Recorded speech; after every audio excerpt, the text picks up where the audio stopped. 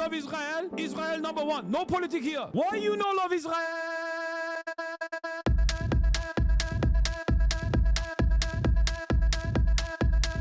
Oh, you hate it?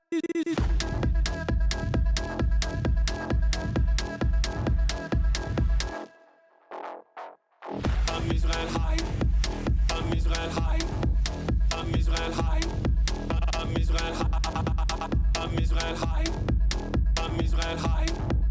I'm Israel high. I'm Israel high. You have forgotten to say I'm Israel high? Do you love Israel? You must love Hamas. You are Hamas. I'm Israel high. I'm Israel high. I'm Israel high. I'm Israel high. I'm Israel high.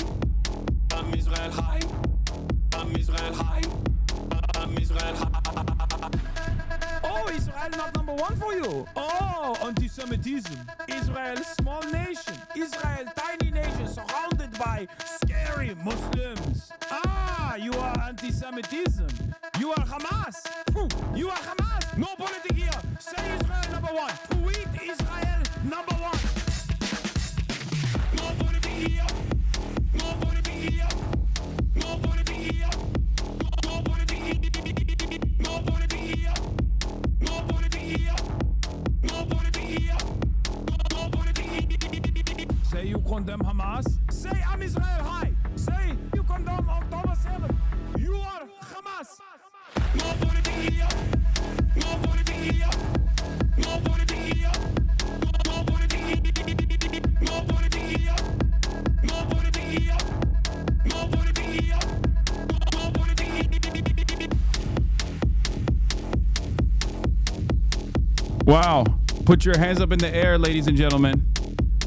This is the least anti-Semitic podcast out there. Wow. That was incredible. That actually is a banger. That is crazy. That was uploaded 4 hours ago by Brilliant Drink. And oh boy, was that an absolute nutty banger. That actually also sounds good. Like that, like it's one of those unique instances where it's also like kind of good, but also if it was psytrance, I think this would be number one in Israel. Like this is unironically a chart topper in Israel for the Israeli fascists that don't understand that we're making fun of them. Like I could totally see them playing this song unironically at a club in Tel Aviv, being like, "This is from an American who love Israel. This is an American who love Israel." And that is why we are playing this song. I'm Israel High. Number one song in Tel Aviv.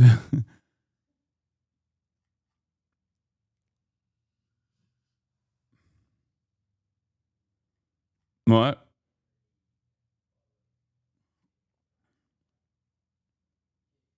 What an incredible song. Anyway, ladies and gentlemen, boys, girls, and MBs, we're live. We are alive. And I hope all the boys, girls, and MBs are having a fantastic one because today's a beautiful day. Today is a wonderful day. Today is Tuesday News Day.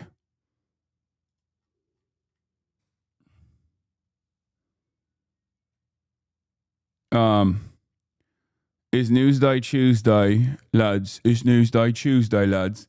And there's a lot going on. Did you see the Trump said protest over Saturday parade when we met with heavy force? Yeah, I know. We'll take a look. We'll cover all of that. TikTok to go with the song. Hey, Anu, where are we going for dinner? Oh, I love this. I mean, she's funny as hell, but I loved it. I saw this early too. I should have liked it yesterday. Sushi or... I noticed you didn't say Tel Aviv. Now tell me, do you believe in Israel's right to exist as a Jewish state? What is it like being a raging anti-Semite? Do you plan on visiting Israel anytime? No, this is the new meta for sure. This is like, timeout. time out. Stop the hate. Stop the hate. But also, simultaneously, it feels like on your day-to-day activities, you should probably say that you want to go to Tel Aviv. Okay? But like, not in an anti-Semitic way. Like, not even... You should probably start saying, in order to avoid additional scrutiny from institutions of power, you must say, and by the way, this is for all the Jewish Hasanabi heads in the chat as well. Make no mistake, if you think you're free of the long arm of the law and the scrutiny that you may get, you probably like thinking, oh, like, dude, I'm Jewish. I have a Star of David necklace on my chest. Like, no, it don't work that way. It don't work that way. You have to say you're going to the Holy Land. If you're Christian, if you're Jewish, you have to say you want to go to Tel Aviv. You love Israel. You have to say Am Israel Chai. You know what I mean? Like you have to do that. Zoran went on Breakfast Club. Hell yeah. Did you get this heart attack noti from the GQ article this morning? Oh, yeah, the death of Kajimbo. I did. I saw that. He posted it, so I didn't get a heart attack because I saw him post it. You know what I mean? Baba, nasıl tereyağı istiyorsun? Yani spread mi yoksa soğuk mu? Spread tereyağı. Ne demek lan? Butter yani. Ha, yani bıçakla spread edeceksin. Tamam, pişirmek için değil yani. Okay. Sorry. Chat, my dad wants butter. My dad wants butter, and I'm trying to figure out what kind of butter he wants. I'm Israel and had Israel even on birthright back in the day. Now I know better, partially thanks to you. Hell yeah, chatter. I mean, no, hell no. You are demonstrating anti-Semitism. You must love Israel. You must love Israel. You must say, Am Israel Chai. No politic here. Okay. But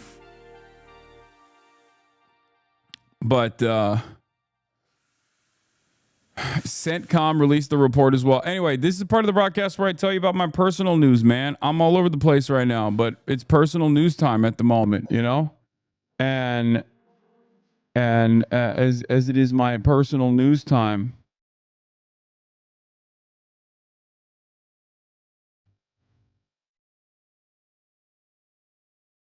as it is my personal news time, I got to tell you about what's going on in my life. And there's literally nothing going on in my life. That's it. That's like that was just a bait. Honestly, I have nothing going on. Everything that's going on is on camera for the most part. There is virtually nothing going on off camera. I came back. Oh, after the protest, after we ended the stream, March and I went and we had an incredible dinner. Okay, an incredible dinner at a nearby sukemen, I think, or no, it's like a ramen, but it's a type of ramen with a thick broth that you actually take the cold noodles and like dip into the broth. Sukemen. Yeah, it's he said it was his favorite place, so we went there. Sujita, I think that's what it was. Yeah, I think that's what it was. Yeah. But yeah, we had that. The dude who gave me the Zippo, the Hasanabi head who gave me the Zippo, was literally helping like I think like a homeless person who got shot 3 times in the leg. And then after he was done rendering aid to that guy, they also pulled up to the spot too. And they were also eating some ramen there as well. But yeah, shouts out to the Hasanabi heads. Do you enjoy the on-the-ground reporting? Yes and no. I enjoy it quite a bit. I enjoy being on the ground. I enjoy the solidarity that is expressed on there. I am super stoked to see so many people To see so many people defend their neighborhood, defend their community, and say, we're not here for it. You know what I mean?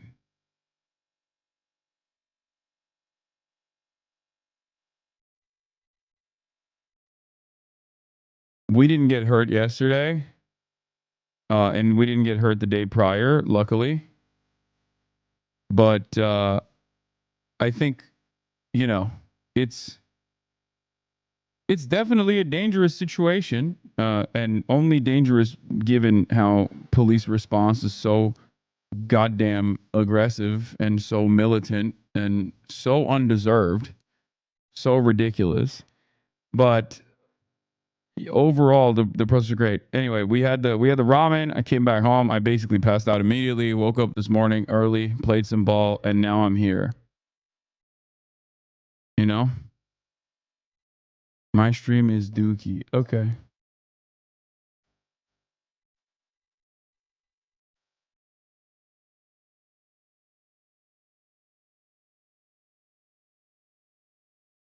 Wait, what is this? Protesting and is March going to make it? Saw his post about his family. So cool to see 100 to 1 over the weirdo haters. Wait, people hate on March? Why do people hate on March? I was the man that was bringing the hot beef at the protest. The man that was bringing the hot beef at the protest. Dude, so many things happen. I think my brain is so broken.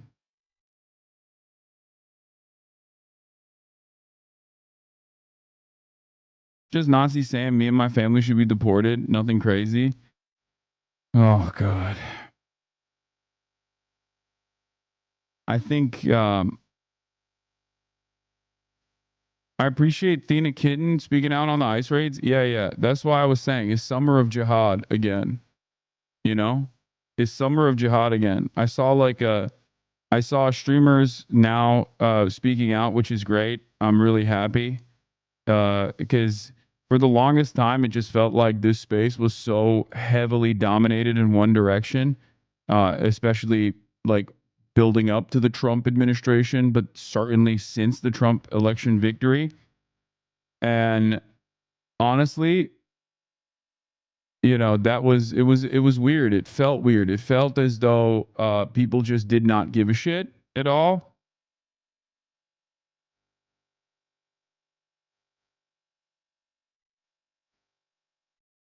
But wait, what? What is this? Oh. But now I'm glad that there are more people. Hasan on me. Thank you for the 50 gifted subs. God damn. all the streamers are now posting about it, so that's good. Cause like I've been I've had this conversation with some people where on the one hand, you don't want your friends to also invoke the hatred and ire, like draw the ire and psychopathic activities of all of these people that will inevitably come after them, right? Like, because there is a basically unspoken truth in this sphere that like you say something that's like against the administration, and like everyone will come after you, and like people literally what the Republicans constantly complained about as far as like social stigma is enforced through a sequence of mass harassment, right? Rooting for you. Thank you for the 50 gifted subs. I don't know what the hell's going on. Y'all are crazy. Burgles with 100. What the hell? Why? Hog Trucker 69. Thank you for the 10 gifted. K Siska. Thank you for the 5 gifted. What the hell's happening? Surgeon. Thank you for the 25 subs. But basically what the conservatives would constantly talk about, like this stigma associated with like being honest and being based and being true to yourself, and which just usually meant being racist, right? And that social stigma was not necessarily like enforced through a sequence of harassment from other people, but usually from their own fan base that were like, the fuck are you doing? Like, why are you saying these things? And you're kind of seeing a piece of that with XQC, but now with the air of silence from a lot of like-minded content creators, and it felt like the domineering force in this side of the internet, which once used to be very woke, had become very not woke. Because anyone that ever spoke out against like the God King Asmongold got fucking endlessly harassed. You know? So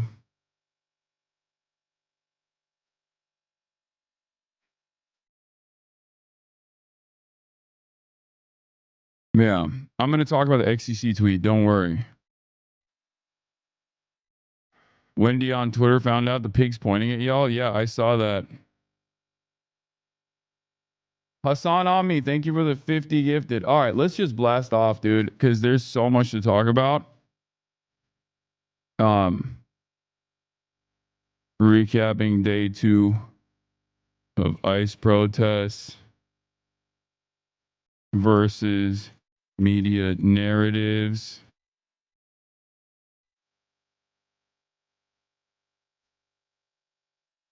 Trump wants more militant response.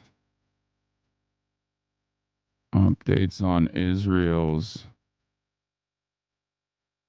ethnic cleansing campaign. And more. Get in now. Do I take it to the streets again? Potentially. I haven't decided yet, because I don't know what kind of actions are happening. But ICE raids are still ongoing. So we'll see.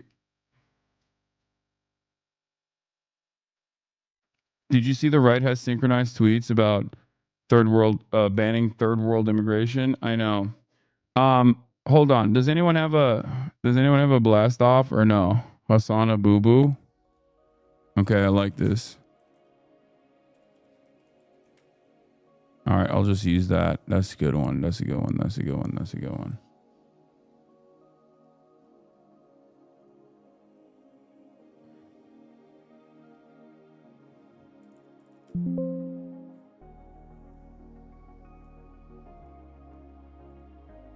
Saturday I'll definitely go out to the No Kings one for sure.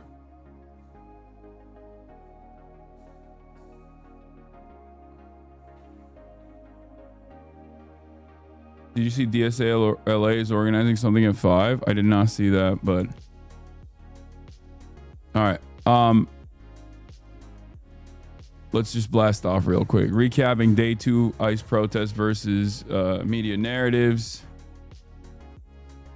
ICE is taking farm workers in the fields in Oxnard and Santa Maria now. Yeah, they've yet to do like mass sweeps in the same way that they started doing in Los Angeles in like red states. I wonder what the response in red states is going to look like. I'm feeling like the red state response is also going to be as vicious, if not more vicious. I remember reading about the history of the Bracero program and the mass remigration of Mexican nationals and Mexican migrant workers and even Americans of Mexican descent. Something that the Trump administration has basically pointed to as a positive. I remember that invoking a tremendous negative response from places like Texas back in the day when all of the Texans themselves were hunting rangers with guns because they were deporting their ranch hands and their their migrant workers and their friends and their neighbors. So back then they would literally disrupt federal agents and federal agents trying to engage in mass deportation violently. And it was the hogs that were doing that. The hogs that had the guns that were doing that. They would roll around town in pickup trucks looking for fucking rangers. So that's the type of history this country had. No, before you say hands off my slaves, that's not it. Okay, that's not it. That's not it. There is a long history pre so much propaganda. There is a long history of like even right wingers hating the cops in this country for a multitude of different reasons, right? I wish New York City's had the same balls as LA. New York City is currently under the control of a criminal who had a quid pro quo with the Turkish government and was investigated by the DOJ for said quid pro quo, and then ironically set up a separate quid pro quo arrangement with the Trump administration in order to allow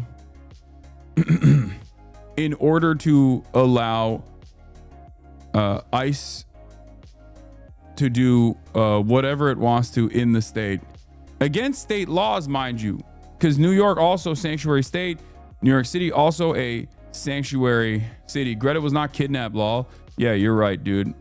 That's totally when a foreign nation, let's say you have a British-owned, British-sailed boat, okay, that's sailing from Italy to Gaza, and you're off the, even if you're not going to Gaza, let's say you're off the coast of England, okay, or off the coast of fucking Egypt, okay, and then this completely separate, insane foreign nation just comes in, dumps paint all over your fucking boat, and then violently apprehends you. What would that be considered? That would be called kidnapping, or at least taking hostage, right?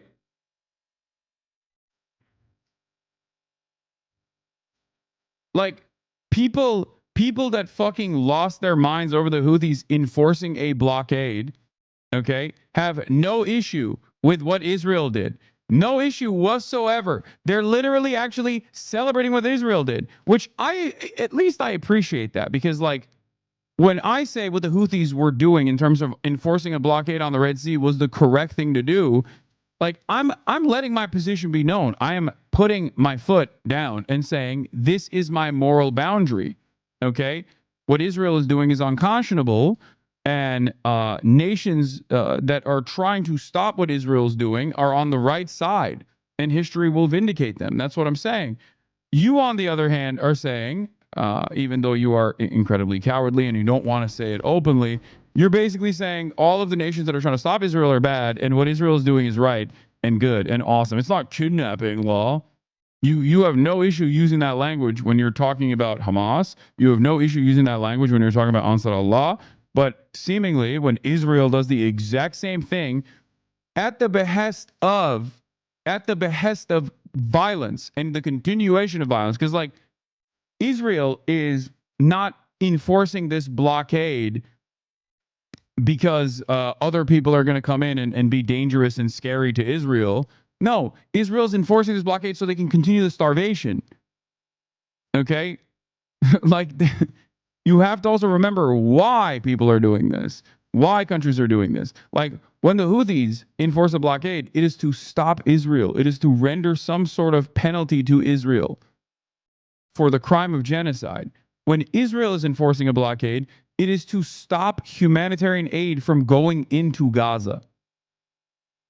So not only is it the same action, but it's also on top of that, one is in the direction of good, a greater good. The other is in the direction of evil and the continuation of evil.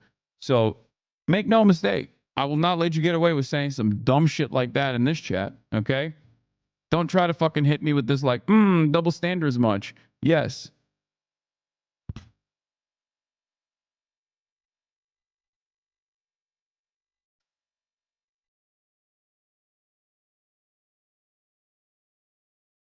Hassan, watch this video from National Lawyers Guild. Okay, stop spamming this, please. Jesus Christ, chatter. Sure, we'll watch it. I think our societal treatment of police has never really recovered from the massive crime increase in the 70s and 80s. Even as it's fallen off dramatically across the board, we still treat cops with such reverence in post 9/11 culture. Yes, we do. We have tremendous respect for the police. Policing as an institution is like one of the most popular institutions. It's like incredible. It's very, very frustrating.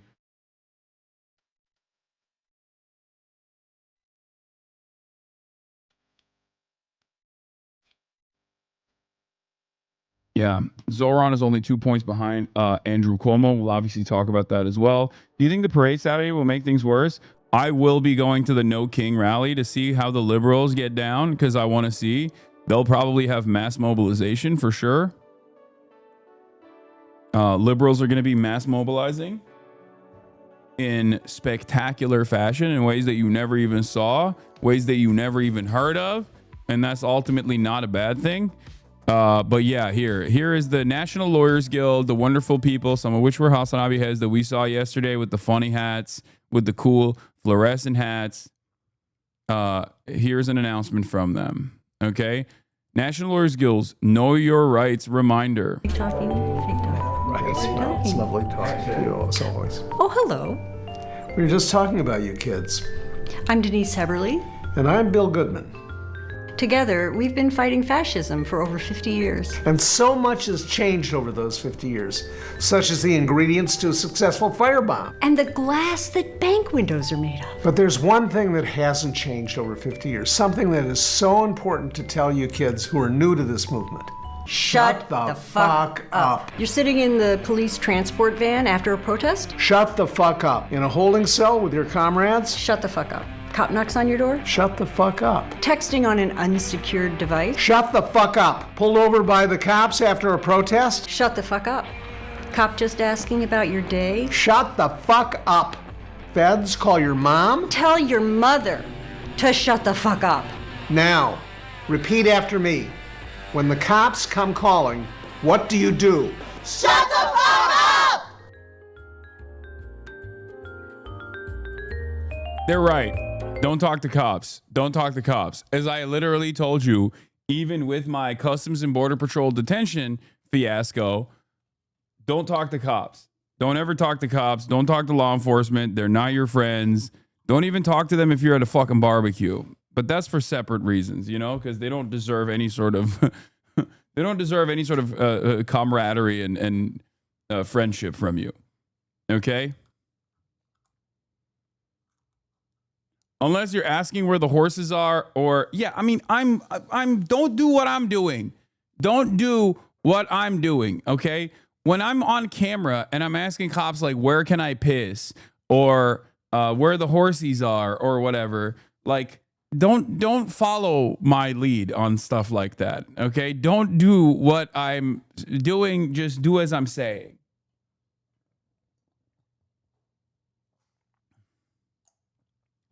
I'm stupid. I'm a stupid person. And sometimes I have to pee. Nature calls. Can I see your service weapon, officer? I would like to take a look at it. Can I hold your gun? Is it okay to talk to them while tapping them on the out on the jujitsu mats? No. Hasan is white and rich. He gets some leeway with cops. We don't. Yo, speaking of being white and rich, I do have leeway with cops, but I will say this. There was some weird moments yesterday. I will say the second day, actually, at least for the duration that we were there, had less police retaliation. It wasn't like as violent and as aggro as the first day was, partially because the first day there were more numbers, and obviously pigs get very scared when there are when there's a large number of people out there, right? They get, what do we know? Cops. If you ever see a cop running, you're fucking cooked, okay? If you ever see them lining up, you're also fucking cooked. As a matter of fact, if you see cops in general, you're kind of cooked. But my point is, they fear water bottles, they fear projectiles, it scares them, they fear loud noises, and also expressions of joy. They hate expressions of joy. Anyway, they hate bright colors, they hate press, they pretty much hate everyone. The only people that I don't see them routinely brutalizing are other white supremacists.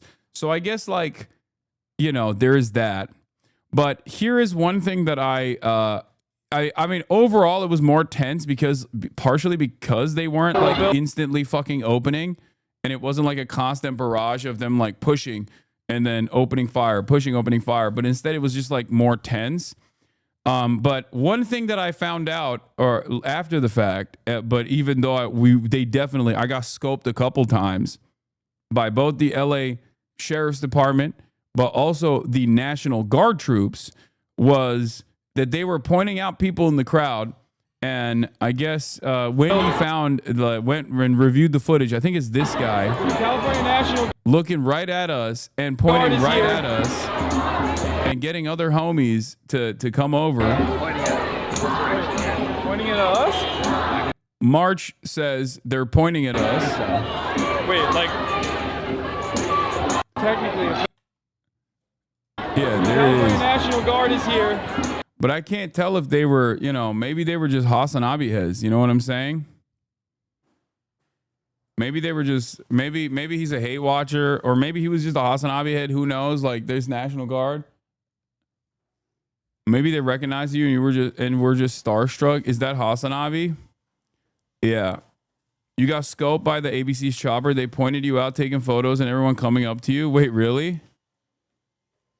That's funny. Maybe he just wanted a photo. I don't know. TikTok was saying it was because you look like a cop in your vest, lol. Yeah, I don't think the cops thought I looked like a cop. Let me tell you. Because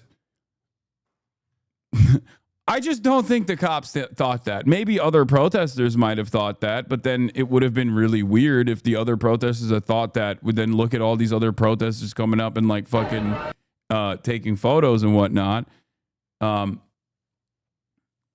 But he thinks your head is small is a challenging target. Yeah. Well, it started. This video actually kind of goes hard. I'm not going to lie. Me with one hand in the pocket and the motorcycle also revving right at the same moment.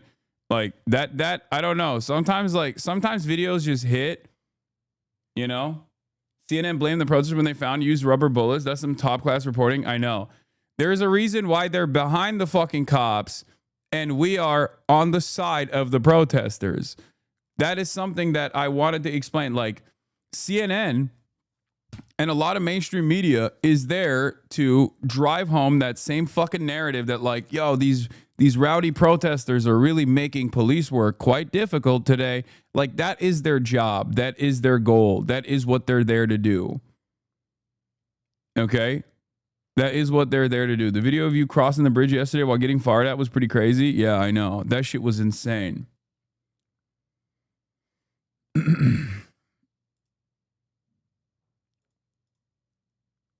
This version is better. Hutch dipshit. Oh yeah, I saw this as well. But anyway, there was a couple moments where cops were being fucking. Cops were always being escalatory. They were always obviously opening fire without any reason whatsoever, just because they felt like it and to initially like move people. Fuck my hair up. Twitch streamer Hasan Piker is stunned by flashbang in LA riots. Twitch pundit Hasan Piker was caught up in the mayhem of LA riots on Monday. Twitch streamer Hasan Piker was caught up in the Los Angeles riots with footage captured in the moment he was disoriented by loud flashbangs. Hasan Piker, who lives in LA, is known for posting YouTube videos under the moniker Hasanabi, was interrogated by border agents last month upon returning overseas with his anti-Trump political views. On Monday, photos and footage of him attending the protests were shared on social media. They're firing into the crowd now. I don't think that's fireworks, buddy. Piker is heard saying as he streamed from the scene. They're already deploying flashbangs. Not great. Look, what they're going to try to do is close down the other side of the road, he said while standing in a throng of protesters on a highway underneath a bridge. I think they're going to push from this side of the road. Oh, shit. Oh, that fucked my hair up, he adds as the loud bangs are heard. Piker continues to walk through the crowd as the loud bangs continue and fans are seen approaching him to shake his hand and take selfies. Yeah. Protesting for Gen Z has turned into a very different sport, I will say. It is pretty crazy. I don't mind taking photos, obviously, and it's great that like people are out there, right? And if you're out there and you're fucking Christ, the gray bars are back. If you're out there and you want a little treat on the side to get a photo, like that's fine because you're still out there. Right? You're still protesting. But, you know, don't overdo it. Well, it is wild how little people have, how little people care about their own safety and security. What is this? I saw the clip of you getting flashback on Instagram with thousands of likes. Cool to see you reaching places I don't usually see you in. Yeah. Like, y'all need to take better care of yourselves. Okay. You're already out there. It's already like a dangerous situation. And, and you're just like, what's up? Can we take a photo as flashbangs are exploding?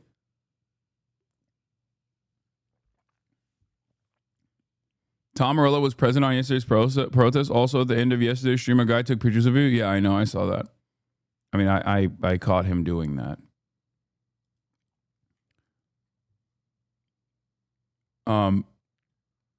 Wouldn't it be better just to look and wave at chat together real quick instead of fumbling with phones and gather a screen cap later?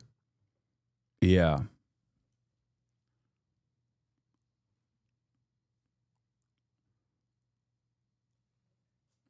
Anyway, but of course, as always, the people that seemingly are paid to be wrong, ironically enough, they do it for free, but they should be paid to be wrong, are constantly getting things wrong all the time. Streamer Hutch praises the restraint of LAPD and criticizes Hassan Piker for implying the police will fire on protesters as police begin firing on protesters. Oh.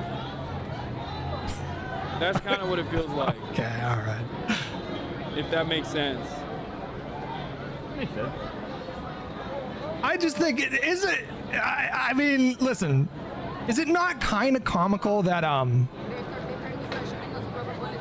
he's been given this commentary about like, oh yeah, that's standard issue weaponry. That's usually a surefire sign that things are about to pop off, and he's been doing that for like an hour. And so far, it seems like the police. Wait, what? That, bro. That's crazy.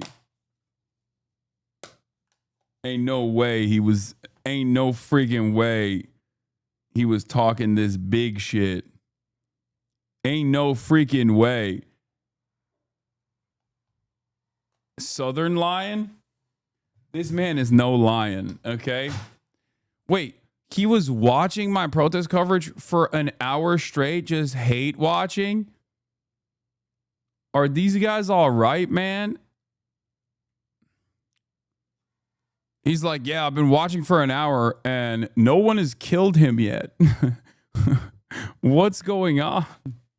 Pick up the slack, LAPD. I like that he is so, like, his perspective is so anti-me. Like, this guy's supposed to be a liberal, okay? His perspective is so anti-me that he's just decided, like, police actually don't brutalize people at all. I don't know why he's saying that. He's been given this commentary about like, oh yeah, that's standard issue weaponry. That's usually a surefire sign that things are about to pop off. Also, half of the things that I was saying was like memes. Like, I don't think, like, you know, when I say cops, like, loud noises scare them. Anyway, like let's watch. Like an hour, and so far it seems like the police are showing restraint. Like, they're not advancing. They issued a dispersal order and they haven't advanced. Oh yeah, no, they use that technology in Colombia. To, oh, okay. Oh, fuck me, right? Yeah, fuck you, actually. Yeah, fuck yourself. I love that this guy is so consistently wrong. It's so funny. Brother, make up your own fucking mind. You can, like, if you position your whole shtick as being against me while simultaneously claiming that you're a fucking libtard, you're always going to be wrong, and you're going to be wrong in the direction of conservatism to a degree where, like, other liberals are probably going to look at you and go, I don't really fuck with you, man. You're constantly saying shit that is wrong and also kind of conservative. These guys refuse to develop their own political perspectives. And basically, They refuse to develop their own political perspectives and basically decide that like their whole thing is like whatever I'm saying, they're going to say the opposite. Leftists hating other leftists more than right wingers. Who is surprised? He's not a leftist, man. These guys are just like they're grifters. Okay. Speaking of grifters, this one is a liberal grifter, right? This one is the liberal version of this. But there's also a right-wing version of this as well, a more right-wing version of this, and that's fucking Asmongold. Okay, where is it? I saw the Hasanabi Productions posted it. Apparently, Asmongold also has some takes on this. Asmongold, Hasan is a fake revolutionary. He's not on the street putting his life on the line. Chat, he was literally protesting in the streets. Asmongold, well, he should be arrested then.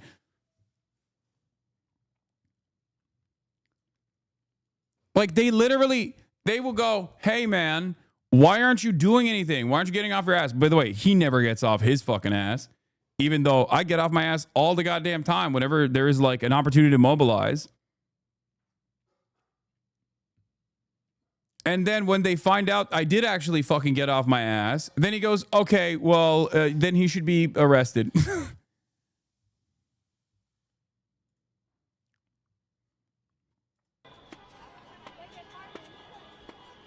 You see Hasan? No, I don't see Hasan. I heard he was out there. I don't know. I think that I saw an image of it, and I think he's on like the side up the top.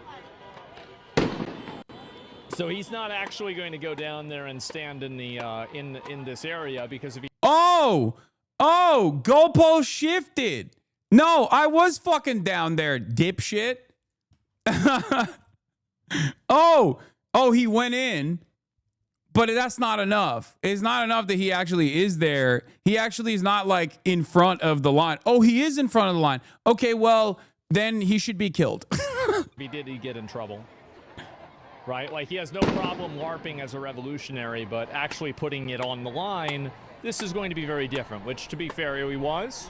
Well, if he was actually doing that, he should get in trouble. Like, I mean, for sure. He was though? Yeah, I don't know. I'd have to go and double check. He already did? Oh, I'd have to double see and see it. Yeah, I mean, in my opinion, I think all these people should just get arrested. That was so quick. Someone was like, no, he was down there. It's like, oh, he should get arrested. Like, that was literally, bro, the goalpost shift was so fast. He just went, like, dude, oh my God. He went, he's not down there. He's a LARPer. He's not down there. He's a LARPer. Where are you? You're at your house. Why don't you go protest alongside ICE, dude? Put your pussy right on that, okay? Put your pussy right in the fucking front lines. Stand behind the ICE agents and be like, please, please kill these people. You have no problem saying that from home. You know? Go to the pro-Israel rallies and be like, we want more death. Yeah, go fucking assist ICE, you goddamn bootlicker. Jesus Christ. like, I mean, for sure. He was, though? Yeah, Look, this part is so funny, though. Holy shit. Someone being like, nah, he was there. He was in the front lines. Like, different, which, to be fair, he was. Well, if he was actually doing that, he should get in trouble. Like,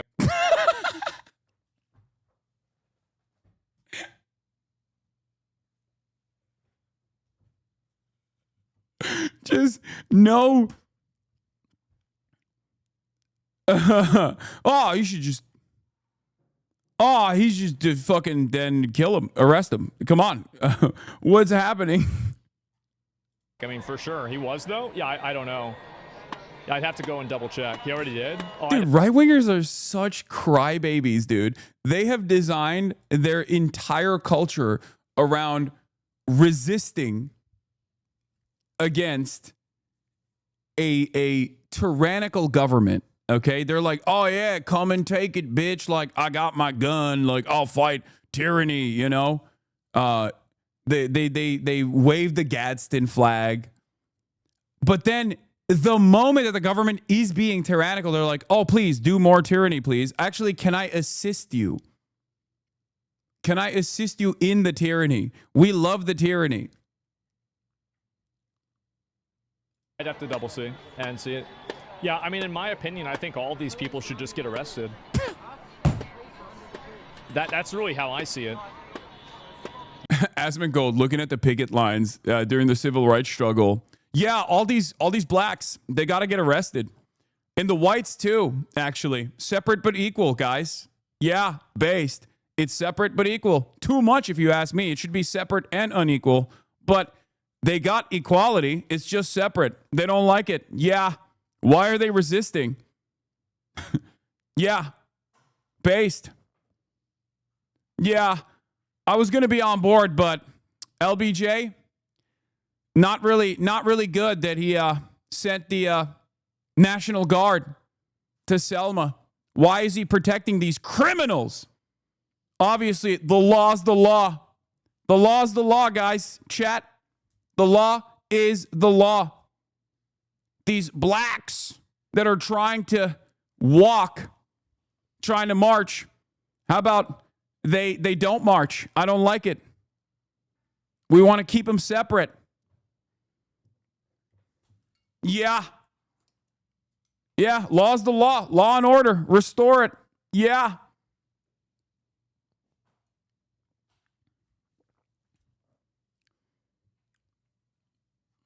Yeah, I mean, I don't see how like there's no other solution to it other than that. There's no other solution. By the way, the beauty of this is these people, okay, are engaging in a behavior that absolutely is a nuisance, okay? They're protesting and they've blocked off the highway in an effort to protest, right? Except they're protesting for a good cause, a cause that I 100% agree with, that ICE should not work within the confines of any state, really, but especially not in Los Angeles, which is a sanctuary state and a sanctuary city, right? No ICE. No ICE in general. If you were to ask me, I think it should be completely dissolved. It should not exist at all, okay? In the past, before the Department of Homeland Security was invented, ICE did not exist. You had the INS, which would routinely conduct raids as well, which also should be, it was significantly more limited than what took place since ICE's invention, which is, again, a relatively new phenomena in American history. Okay, a lot of people take it for granted. You think the Department of Homeland Security was like always around, like is post 9/11. Okay, and so is ICE. And INS's activities, mostly, aside from like every now and then going after undocumented migrant workers, but their overwhelming majority of INS activities still revolved around like sex trafficking and like criminal elements, right? There are already federal law enforcement agencies that are supposed to be tasked with dealing with like drug trafficking. You got the DEA, weapons trafficking. You got the ATF, right? And kidnapping and sex trafficking. You got the FBI. ICE does not need to exist. It simply exists as a way to militarize immigrant enforcement, which is a civil, which is a not a real crime, basically. Like crossing the border is not considered a real crime. Overstaying your visa is not considered a severe enough crime that is supposed to be met with this level of force, this level of apprehension and mass detentions. If it was the case, then ICE wouldn't be routinely, when there's a libtard in charge, routinely conducting routinely conducting regular checkups with migrants that they are now kidnapping at the point of those checkups, for the record. It's not a crime. It's just paperwork. Like, you're waiting for your paperwork to be fulfilled to stay in the country. Right?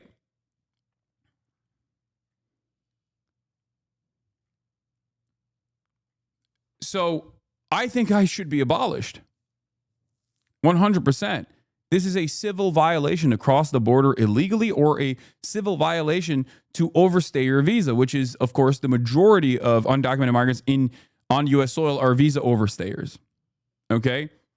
But the crime that we're talking about in and of itself is simply paperwork, waiting for your paperwork. In most circumstances, these people are just waiting for their paperwork, and the government turns off the opportunity for said paperwork to be fulfilled. And then they go, nope, you're done. You're out.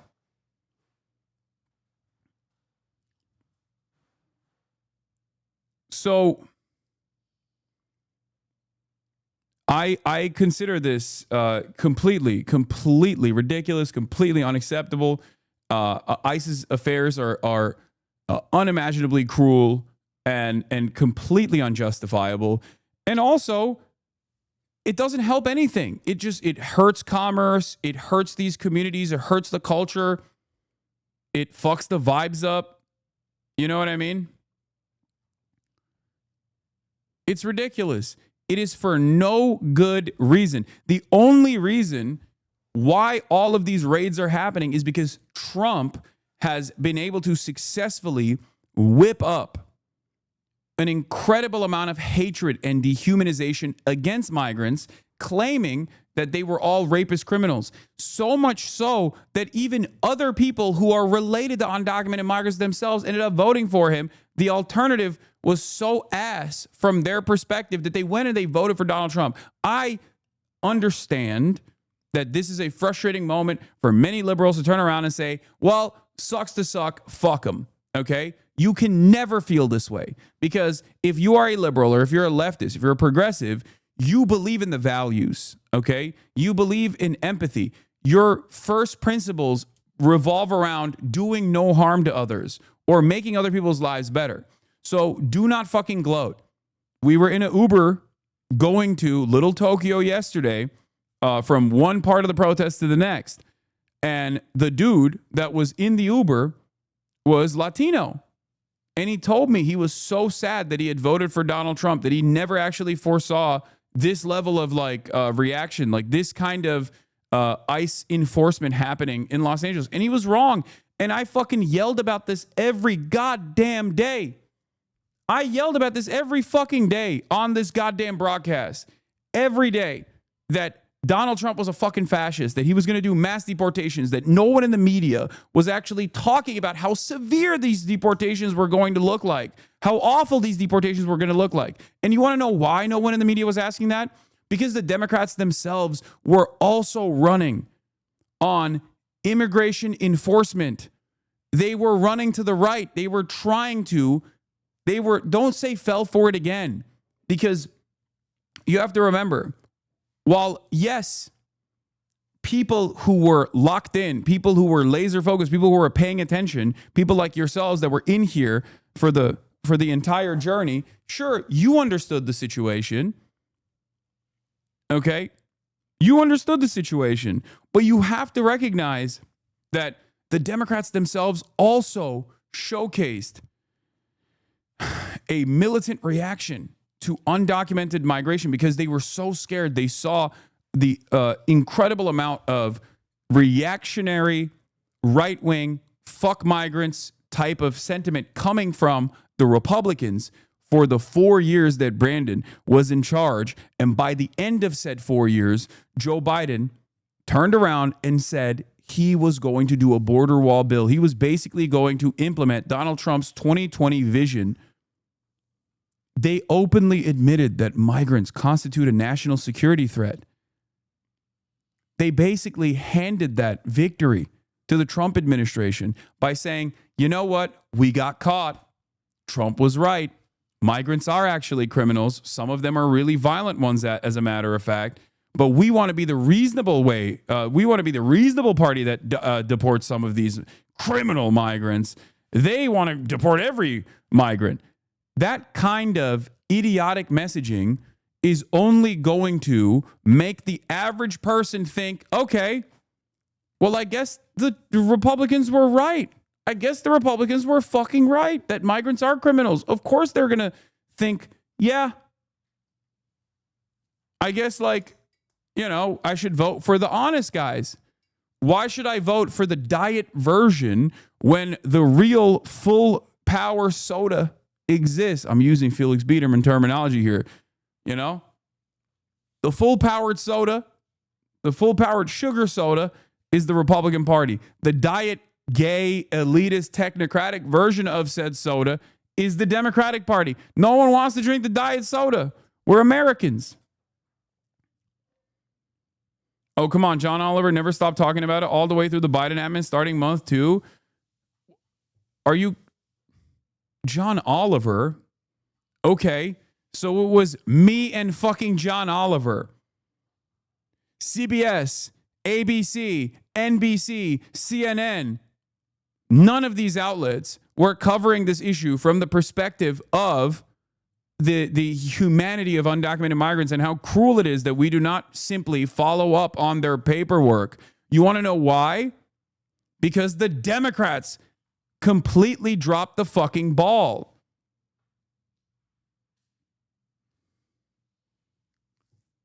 They ran a successful campaign against Donald Trump's ridiculous anti-migrant policies when Trump was in office. Joe Biden literally had a 100 first days immigrant agenda in his 2020 campaign. He didn't do a single part of it. Okay? He didn't do that. He didn't do that at all. And no one called into question. No one called into question his lack of interest in dealing with a migrant crisis.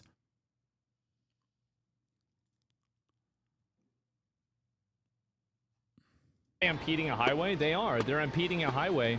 Yeah, they are impeding a highway, and that's unacceptable. But those cops are also then using said highway for the rest of the night to stage, okay, because that's what they did. Those cops then impeded the highway for the rest of the night as a staging ground, by the way. But Asmongold, of course, has no issue with that. These guys are impeding the highway in protest. That's wrong. They should be arrested. Cops impede the highway so they can use the same fucking taxpayer-funded weapons on their own fucking tax-paying citizens to defend ICE raids in the fucking state, a sanctuary state in a sanctuary city. That's perfectly valid. Do you understand the double standard? It all revolves around institutions and defending institutional power, defending state power. You're like, no, cops can do whatever the fuck they want. They can be as violent as they want. That's perfectly valid because on the other side, the people that are receiving that violence are probably doing something that they shouldn't be doing. You're not even like entertaining the idea that maybe the cops should not be doing this.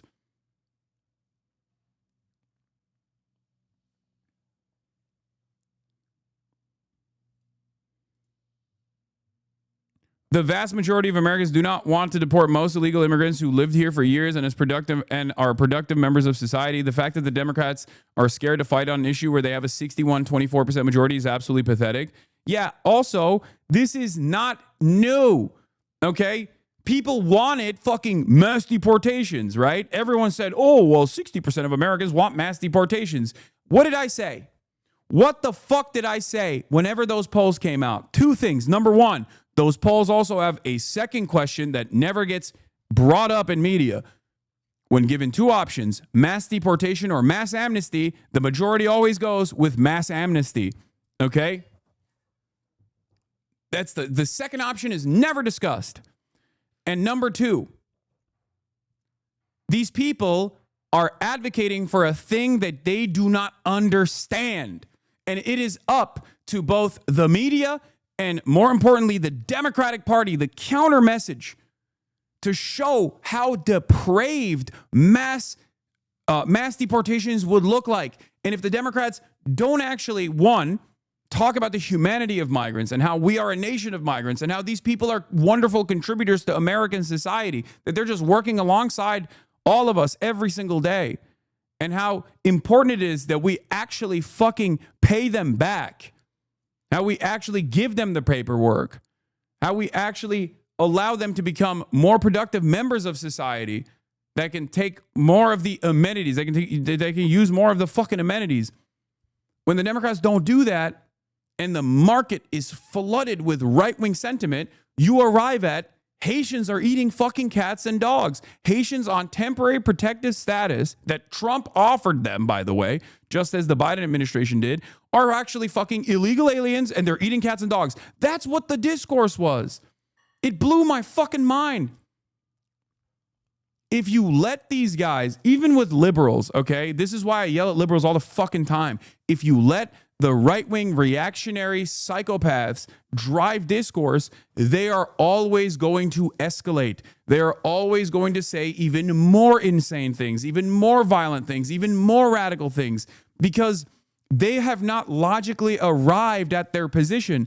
They have arrived at their position not by looking at the facts of the ground, facts of the matter, looking at the facts on the ground, looking at empirical evidence. They arrived at that conclusion out of fucking anger, resentment, and fear.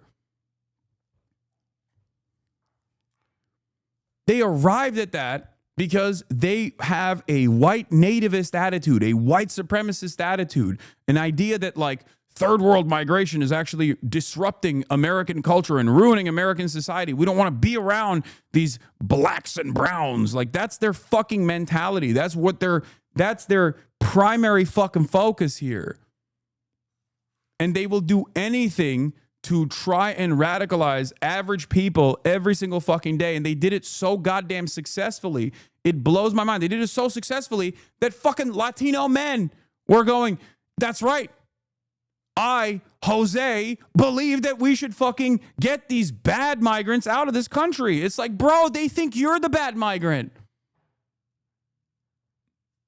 They think you are also the third world guy that fucking ruined the culture of this country. That's what they're saying.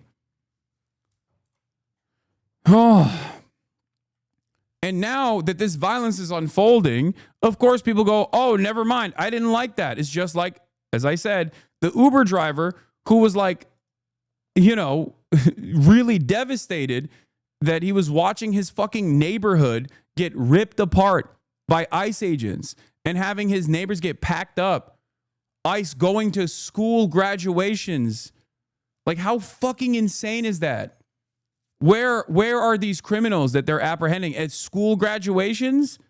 Are they apprehending these criminals at Home Depot?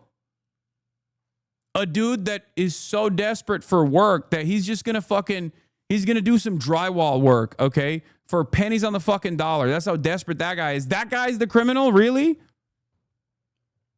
Not this goddamn administration filled to the brim with rapists and you know, drunkards and psychopaths, felons. That guy who just simply wants a leg up for his family. Guy who came here and is working in slave labor conditions with the hopes that maybe his next of kin will have a better opportunity, one that he is fighting desperately for. That guy's the criminal. Fuck you.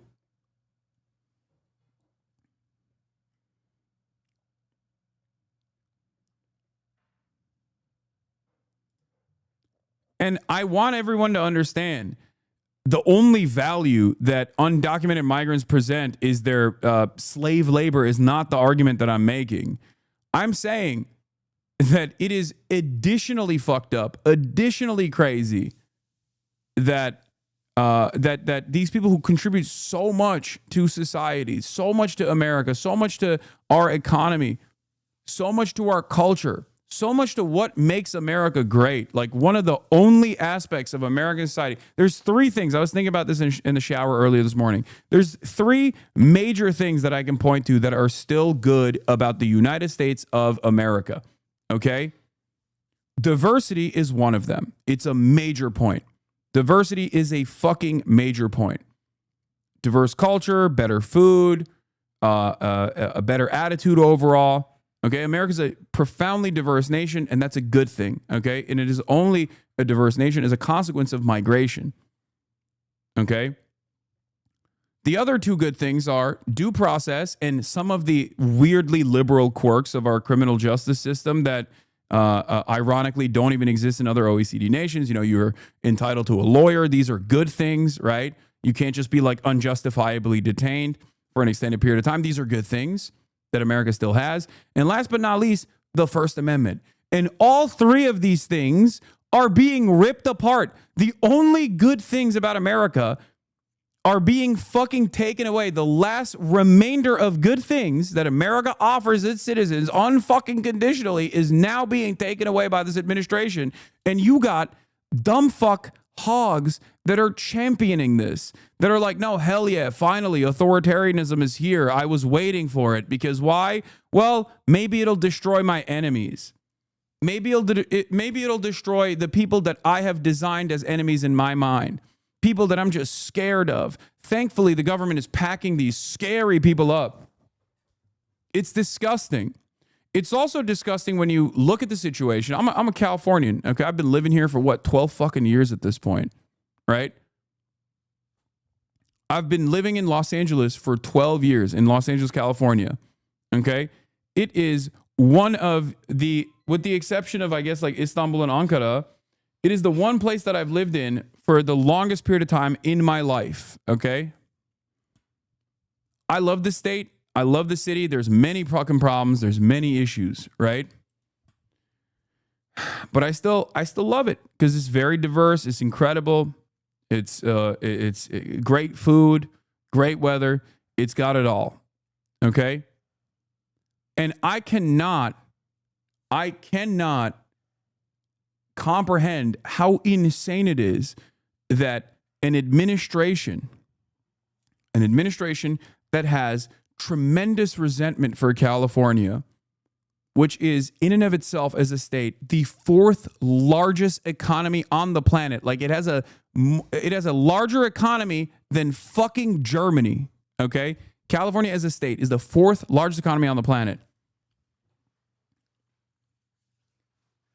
And an administration that is backed up by some of the most racist fucking pieces of shit on the planet, in the interest of serving some red meat to its most radical elements within his base, are taking these incredibly violent actions that rip apart the social fabric in California. And it is so hostile. Like it blows my mind how hostile these people are who have never lived in California, who will never live in California, who will never live in Los Angeles. And they're looking at it from the outside going, hell yeah, this is what I voted for. It's like, fuck you, man. Fuck you. I'm not advocating when Brandon is president. I'm not advocating for them to come in and like sick the Gestapo on you for, I don't know, mudding or some shit or wanting to shoot your guns, right? Like that's a fear that you have fantasized in your life. That is a fear that you have created in your mind. And that fear caused you to vote for the fucking Republican Party. And then the Republican Party turns around and goes, actually, we are going to use the federal government to destroy the social fabric of California. And you're like, hell yeah, that's right. That's great. Like, keep to your own fucking business, dude. What the fuck is this shit?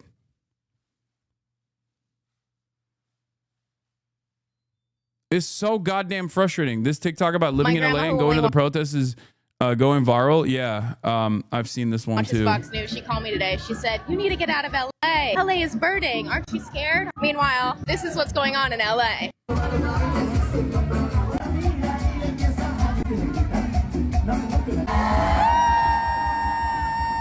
Thank you so much. Yeah, thank you. I got snacks. Sometimes people look at me crazy when I say I live in downtown LA, and they're like, aren't you scared to live there? Tell me you don't get it without telling me you don't get it. Show me a city that shows up to defend its citizens the way LA shows up to defend its citizens. Black community will always stand in solidarity. We're not going to get out of the streets until ICE are out of our streets. Ain't that right? ICE out of LA! ICE out of LA! Police in LA are overwhelmed. We gotta send in the Marines. Send in the Marines. Even the fucking liberals that are like not even in Los Angeles, and I know they're not in LA because they're going, why are the brown people waving Mexico flags? It's like, bro, have you seen Los Angeles? Like, what the fuck do you mean? Why are the Mexican Americans waving Mexico flags in resistance against a fucking very clear racist act by the federal government that is targeting brown people? Of course they're gonna fucking wave Mexico flags. It's Los Angeles. What the fuck? Who gives a shit? What do you mean? What the fuck do you mean? It's not called the Angels. It's called Los Angeles. This shit's so fucking annoying. Oh, they need to wave more American flags. It's like, yeah, really? Is that what's going to do it for you? Because clearly the acts from the Trump administration was not enough for you to say unconditional support to these people. You know? You have to see American flags for your sensibilities to kick in? Get the fuck out of here. Meanwhile, the Trump administration is also unironically using that as a reason to be like, see, it's an invasion. It's a foreign invasion. It's like, dude, they're American, you fucking idiot. They're American citizens. They're waving their heritage. Fuck your optics game. Holy shit. The fuck do you mean? What optics? The Marines, meanwhile, the police in LA.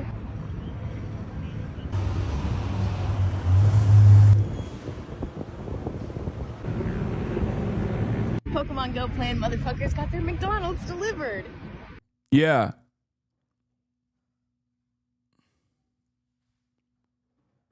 Like there is nothing more American, and I mean this in a positive way, okay? Normally when I say something is American, it's a pejorative, but in this circumstance, there's nothing more American in the positive affirmation sense than being able to fucking wave the flag of the country of origin while you are here, okay?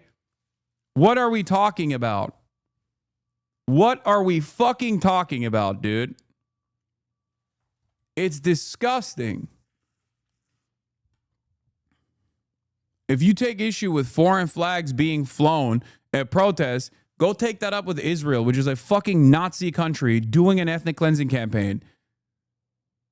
Mexico ain't doing all of that, all right?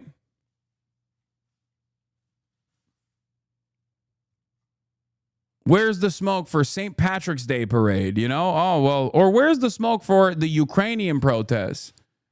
Oh, that's right, they're white, so it doesn't matter. It's not the kind of foreigner that we don't like in this country. To be fair, even with the Ukrainian one, people are starting to get agitated against that too because Donald Trump hates Ukraine too. It's so fucking stupid, but Italian flags at the Italian Day Parade. It's an invasion. It's an invasion. All die on this hill. We're never going to reach their sensibilities, Hasan. We need to raise the American flag so that the narrative can't be twisted in the media, which is what it's going to be. They do it every time. No, dude. What happens every time is squishy liberals such as yourself actually fucking fall into the same trap. You get dominated by the right-wing framing. You get dominated by the right-wing framing, and you actually lean on the sensibilities of a third party that you do not know exists out there, okay? The idea that there is a guy out there who's like, I don't really like that they're deporting people that are simply waiting for their paperwork to be processed, and I think that's an inherently violent act, but I can't get myself to be on board with these fucking protests until they wave the American flag, until they wave the flag of the state that's doing that. It's the same principle behind Black Lives Matter, which, of course, ended up becoming a commodified, toothless version of itself. But that's exactly what people were saying with Black Lives Matter. They were like, oh, well, why don't we say all lives matter, Hasan? Why don't we say all lives matter? I was there. I was there at the fucking protest back then, too. I know everybody always was like, oh, Hasan, you never go out there. This is a war in the media. Okay. We're not trying to woo ourselves here. We're trying to woo the fucking morons, the idiots of the country. No, dude. My point is the idiots of the country are not actually going to fucking realize that these are good protests because they're waving the American flags. They don't give a shit. They're going to move the goalpost to the next thing. What is wrong with you? It's the same as like my fucking haters. Here, I'll use a hyper-specific analogy here to Twitch streaming. Asmongold is like, oh, he'll never fucking go down there. He'll never go outside of his house. He just wants to sit in his fucking ass and cover the protest from afar from the comfort of his home because he likes the fucking LARP, okay? Then his chatters are like, no, he is there. He's like, okay, well, he's only on the top there, though. He's actually only shooting from afar. He doesn't want to put himself in the line of fire. He doesn't want to put himself in danger. And then people go, oh, no, he's actually in the front line right there. You're wrong. And then he goes, okay, he must be arrested because he doesn't give a fuck. It's not about defending these protests because if you look at the cruelty that is going on with the federal government's insane enforcement, dragnet campaigns, arresting people at their fucking place of business, arresting people for cooperating with the administration, with the immigration authorities, arresting them at fucking courthouses, arresting them at fucking schools. If you see all of that and you don't give a fuck and you don't actually unconditionally 10 toes down support the fucking protest, then a flag is not going to do it. Okay? That's it. So don't come in here, which is one of the only fucking outlets, one of the only media outlets, one of the only communities that is actually doing exactly what you wish we were doing, which is to counter that fucking misinformation, to counter that goddamn narrative and be like, no, actually, you're wrong. Optics are very important here. It's not. It's not. Okay? Optics are utterly irrelevant. Optics are only relevant for the squishy liberals who are going to find the next thing to grab onto to say, sorry, I'm a white moderate. I'm a white moderate, and I place a timeline on another man's emancipatory movement. Okay? The real thing to do in this circumstance is to tackle the issue head on. The real thing the real issue to tackle here is their lack of interest in trying to create a movement of justice, as opposed to the presence of order that they have in their lives. Because if you are from these communities, if you have undocumented migrants, or once again, undocumented migrants can mean people who are waiting for their fucking court date. Okay, 93% of undocumented migrants that have court cases that are pending actually follow through and they go to their immigration court dates. Okay, remember that 93%. So these are people who think that maybe through all of this naivete that they believe that this fucking government is going to do the right thing, that, you know, they are going to actually, if they play ball and if they cooperate, they will inevitably allow them to have the proper paperwork to fucking live here. Okay. Explain that to people. Explain the cruelty of the people. Okay? Explain the actual problem.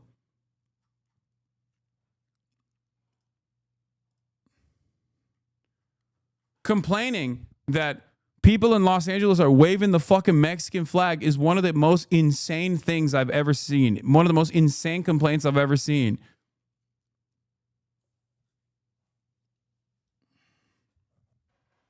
Netizens of Bilibili are loving your coverage of the protests. This is the day you wore your red star hat. Support for Super Earths. The Ministry of Truth is fagging illegal broadcasts. What is happening to my camera? My camera is tweaking right now. Hold on. Here, we'll just go with this then. Oh.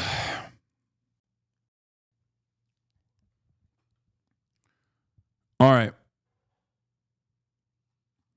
Today's look is so MB, haha. Black Ops Live demo, twinkling red star. Los Angeles has established diplomatic relations with me. I unilaterally recognize the integrity of the territory. Early Cuban military uniforms.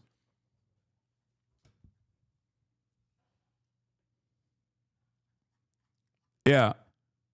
I think that a lot of people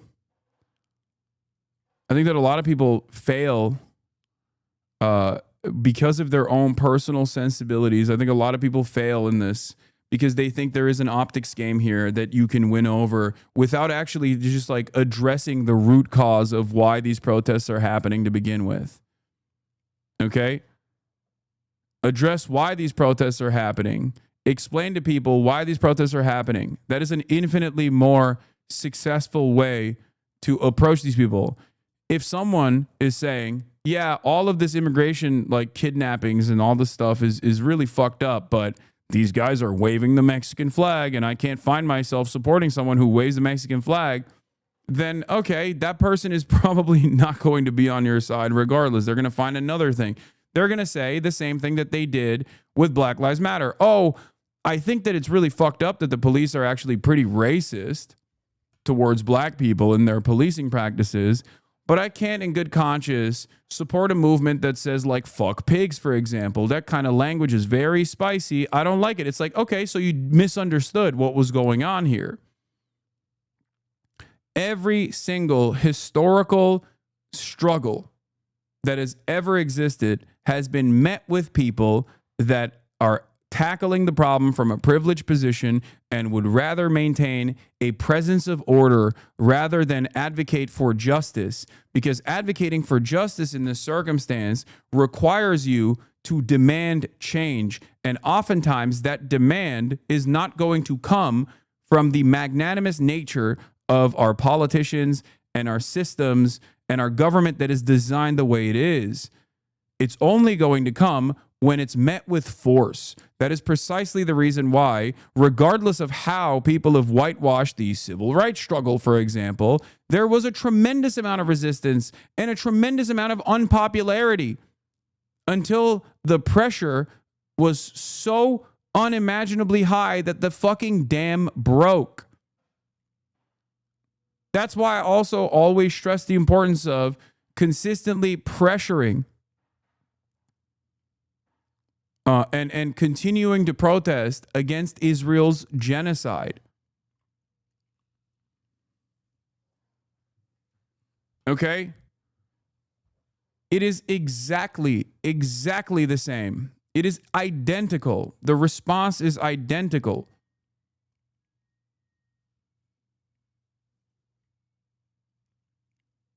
Asking a minority group to sacrifice their heritage in favor of assimilating to American culture, even symbolically, should never be a solution. It's also not a bad. It's also not a bad thing. It's not even a point of contention. I have no issue with someone waving the flag of Mexico, man. I think, like, especially in places like Los Angeles, but anywhere in America, it's great. It's wonderful. Why would you care? Why would that be a bad thing? You know? It's these people's heritage.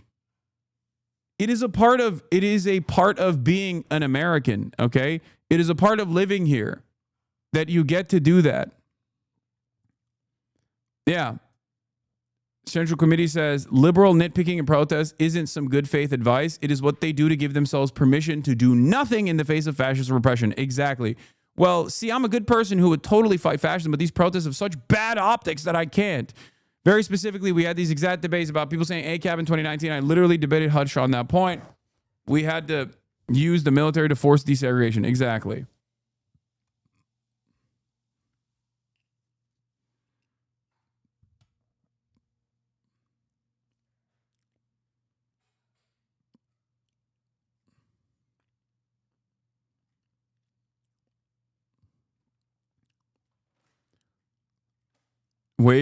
People don't fucking get that this is historic. Mexico is like the cons of the Basque country.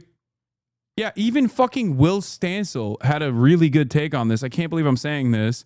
I am not doing this 2020 it's racist to criticize protest tactics thing anymore. It was a catastrophic failure on every level.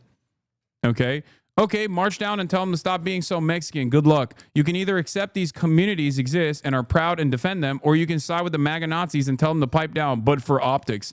This is a banger take from Will Stancil. What the fuck is going on? I can't believe I'm saying this. I saw another thing that he said that was also actually very smart. He was responding to another one of these like liberal optics peddlers, okay? There was another thing that he said.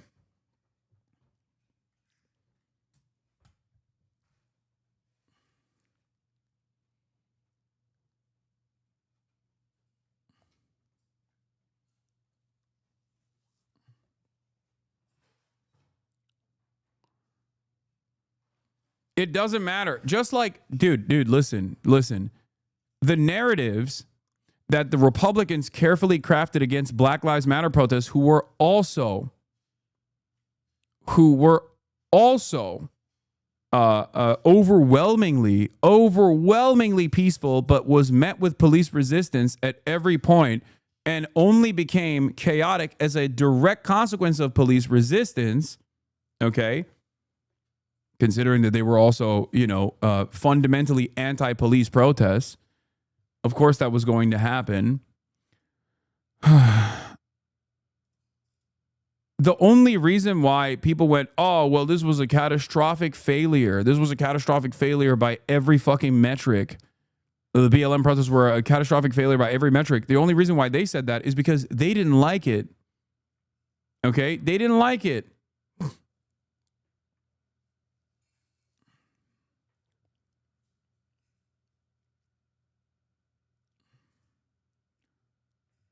the thing, by the way, if you have any optics considerations still to this day, right now, the greatest antidote to that optics consideration and that liberalism that you still have in your heart and mind and soul is to attend one of these protests.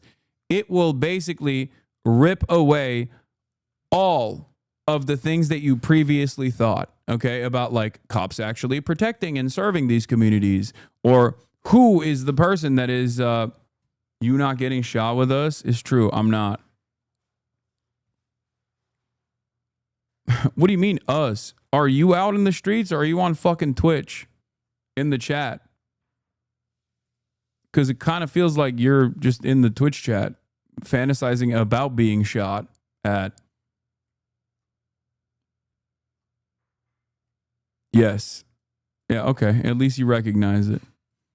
Yes, I will not be I'm out in the streets. Oh, okay. Maybe that's the reason why. I didn't see you. So I didn't see you when you were out in the streets.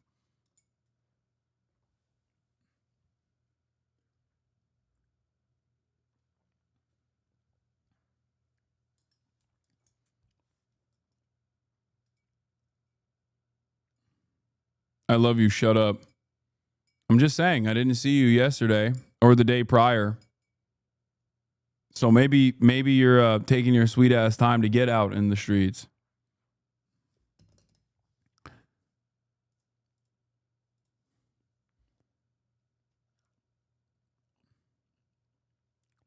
Anyway. Throwing bagels at the wall. Thank you for the 20 gifted subs.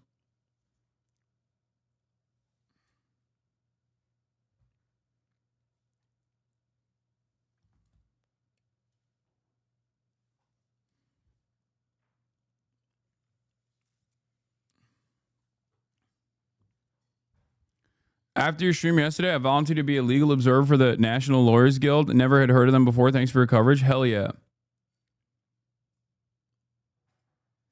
Please read logs. I think I'm bringing up an important point about the protest. Debate tactics, not optics. Fuck shit up. Don't get arrested is my take. What?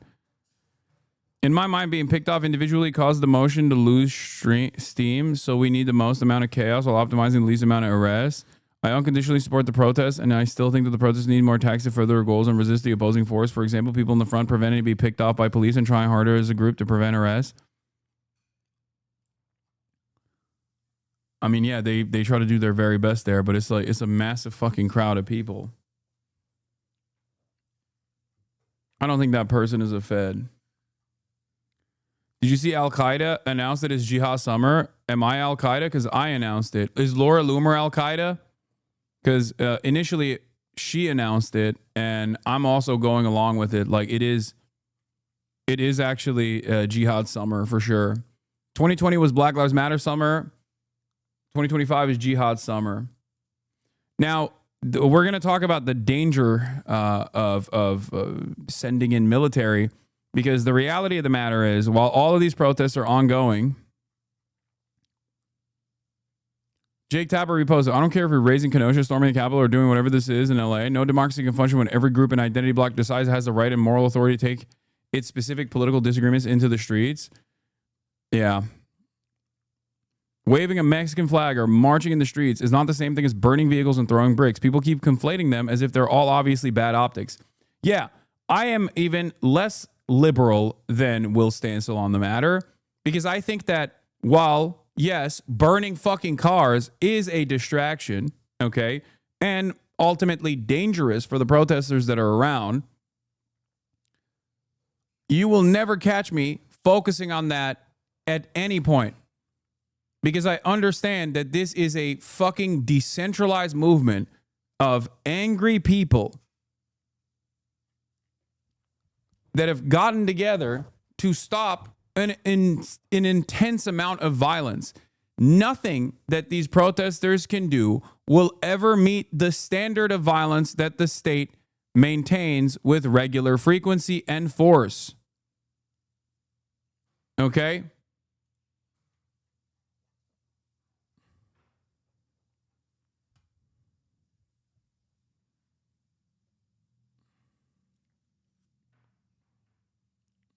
Guys, stop talking about JPEG Mafia and bringing up JPEG Mafia in this fucking chat, okay?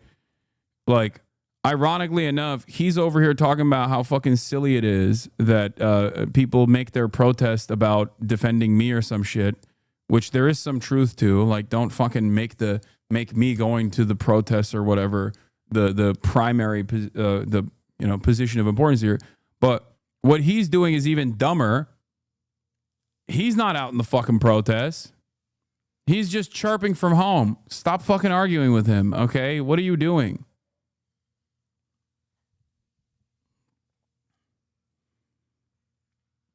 Anyway, I want to reiterate this point over and over again. No matter what, the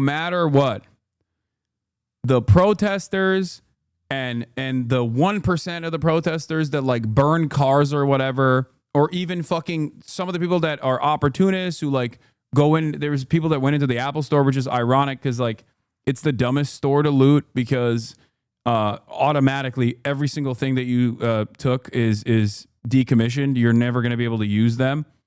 But like, no matter what these people do, okay, it will never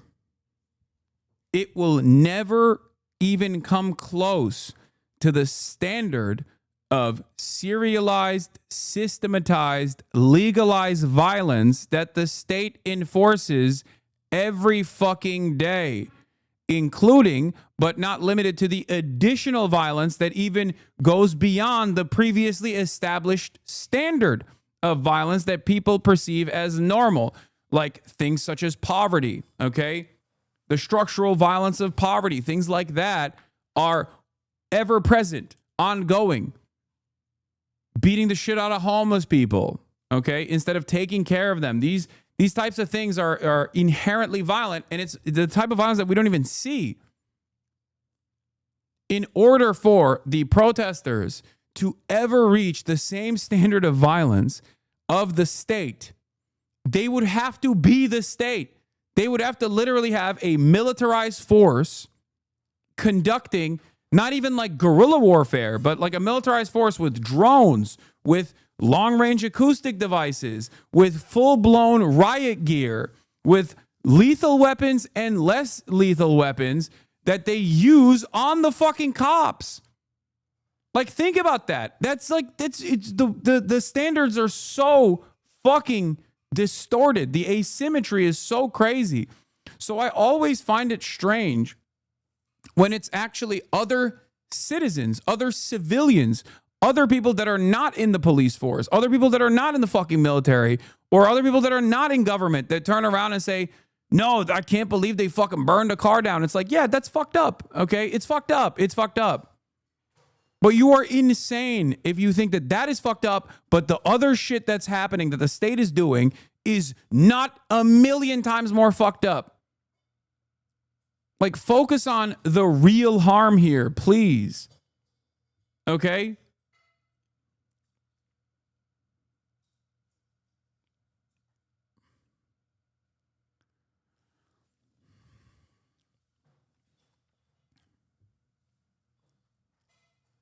And guess what? There were a lot of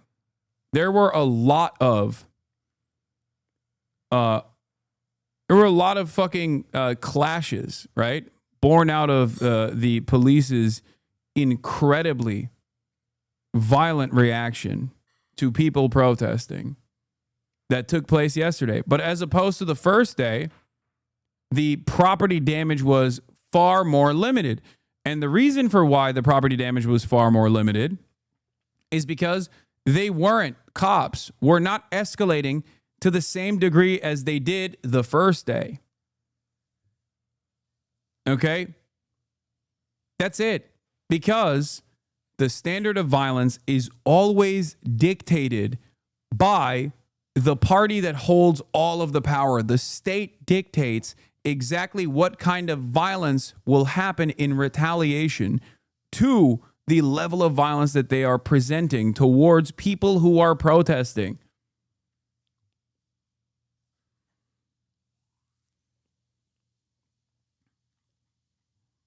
Is it effing? What? What happened? What? My that was weird. I'm fine on here. I don't know what's happening.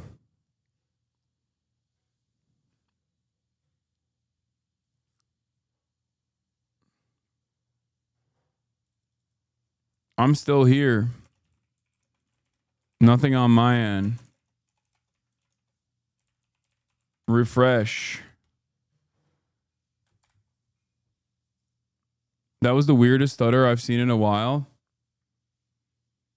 Maybe the fucking feds are coming after me finally.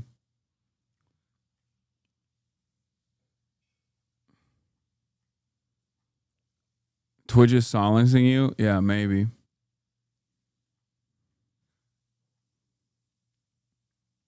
But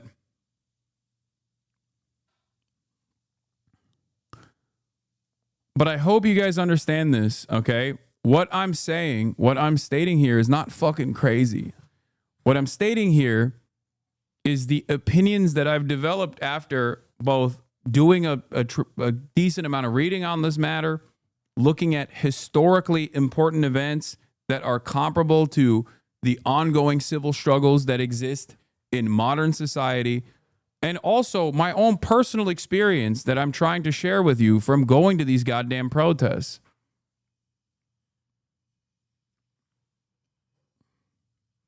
Do you understand? And I know for a fact that if you were to attend one of these things, you would recognize, one, very quickly you would recognize that you are surrounded by like-minded individuals, and it is an incredible feeling.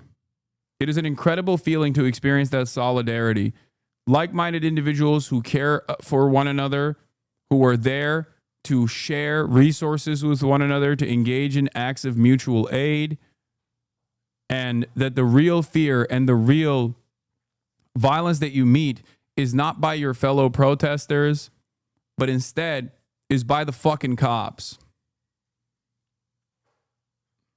You are safe in the crowd. And with the amount of, with the tremendous numbers that you have, you recognize that, like, when you do a show of force, a demonstration, the only thing we have as citizens is the number of people that we have on our side. Okay? We have the numbers. They do not. And the state realizes that. Okay? Which is why they implement tremendous use of force. We have the numbers. They do not. They have the weapons, they have the power, and the power that they have is because we have the numbers.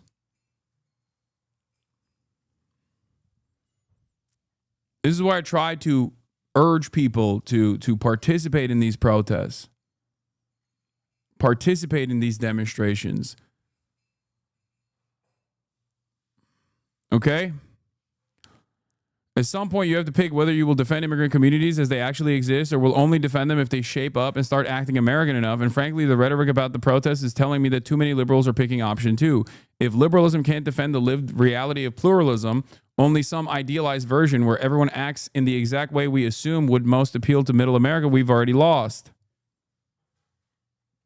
And frankly, even if they did act like that, the far right would still demonize these people because their hate is mostly rooted in hallucinations and demagogic lies.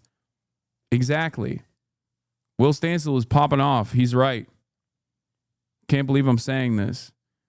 Anyone that does not actually offer support by recognizing the real vector of harm here, which is the state's ridiculous enforcement of violence upon communities that do not deserve it at all, okay, is basically giving ammunition to the Republicans. One of the funniest things I saw, by the way, going back to like narratives, rhetoric, and how silly all of this stuff is, and I have to point this out, is yet another fellow former friend of mine, who turned evil, okay? XQC. Here it is. I saw his community is eating him alive because, you know, he was a relatively progressive individual back in the day, and he developed a huge community of somewhat progressive juicers, right? Maybe they hate me, and that's fine. But ultimately, still, they are, there are a lot of progressive people here in his community, and they're all fucking mad. And hey, hello, XQC fan, hello, post, hashtag bring this back. Okay, this person doesn't even follow me, by the way. This is like a real XQC fan. His entire account is dedicated to XQC. He's a juicer, right? He's stuck through his juicer through thick and thin, even with the gambling pivot, even with the Aiden Ross arc, and he's still like, please, dude, bring this XQC back. To which, and this is a tweet I'm going to read to you because back then, this is a very narrow focus that I will explain to you about how so many people signal what their politics are, especially people in our space. Okay? People in the space of Twitch, people on YouTube. If you recall, if you're old enough, Black Lives Matter did not start under the Trump administration. It reached its apex point under the Trump administration, but it did not start under the Trump administration. Black Lives Matter started with, I believe, Ferguson, and maybe even you could point to George Zimmerman as well. Initially, in the aftermath of nope, not 2000, and I think it was, it started all the way back in 2014. It started under Barack Obama. Okay? It started under the Barack Obama administration. Liberals at the time actually were incredibly anti-BLM. Why do I know this? One, because I'm fucking old. And two, because I was in support of, Trayvon Martin, Ferguson and Trayvon Martin.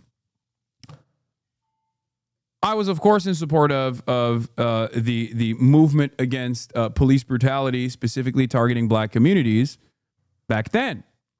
And I would write a lot about this issue. I would write a lot about this asymmetry in using the same methodology and the same language that I use right now. Because, unfortunately, the systems of cruelty do not change. If anything, they get worse and they calcify, they harden. Okay? So, at the time, many prominent liberals, Obama included, while simultaneously saying Trayvon Zimmerman could have been my son, would then also call, after Ferguson, the Black Lives Matter movement thugs. Okay? That's what he said. He said these were thugs.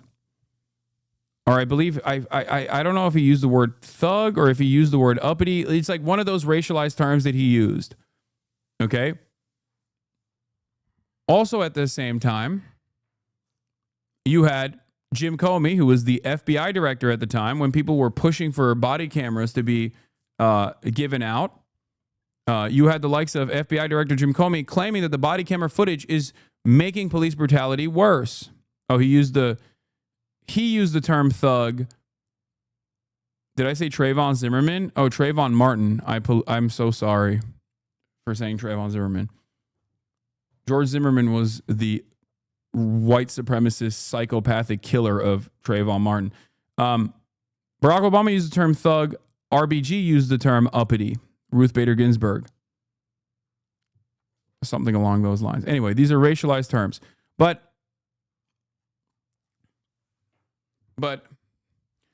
the reason why I'm bringing this up is because only after the wave of anti-Trump protests and the wave of liberal resistance after Trump's victory and Trump putting the crosshairs on Colin Kaepernick and also the Black Lives Matter movement, did liberals actually get on board with this? The No Kings movement that is existing right now that's going to happen on Saturday, or the the 501 movement. Like, these are liberal movements, right? They're massive. They're massive forms of protest, but they're ultimately liberal. They don't have that same radical element. They don't fully understand why they're protesting. They just like hate Trump, right? Or they hate like some aspects of Trump's governance, but not all. But only after Donald Trump stood in opposition to BLM did liberals actually universally condemn Donald Trump, universally condemn all lives matter style narratives, and get on board with Black Lives Matter. Now, in the aftermath of that, of course, Black Lives Matter became commodified. You had Walmart throwing up the fucking black fist while simultaneously still funding their local police unions and things of that nature, you know. It became an aesthetic. It created a permission structure where you were expected as a human being with fucking, an observable conscience, you had to say you're pro BLM, you're pro Black Lives Matter. This is a great example of people who were not even thinking twice about openly stating their support. June 8th, 2020. XQC tweets, in all caps, "It is a shame it has to even be stated, but of course, hashtag Black Lives Matter. We fucking love you. Keep fighting the good fight so everyone understands this. I want everyone to feel safe, respected, and have all the same opportunities to do great." To which XQC himself didn't fucking realize he had tweeted this and said, "The replies on this really give good insight on how much fact-checking is being done on X these days. Most of the replies are saying he changed. LMFAO. Literally not a single person even verified if the tweet was real. Cringe. I guess he was right because he was one of the people who didn't even verify that the tweet was real. And then he realized it was real. He said, wait, the tweet is real. Ah, ha, ha, ha, ha. I'm not even going to delete the main reply. That's just too good."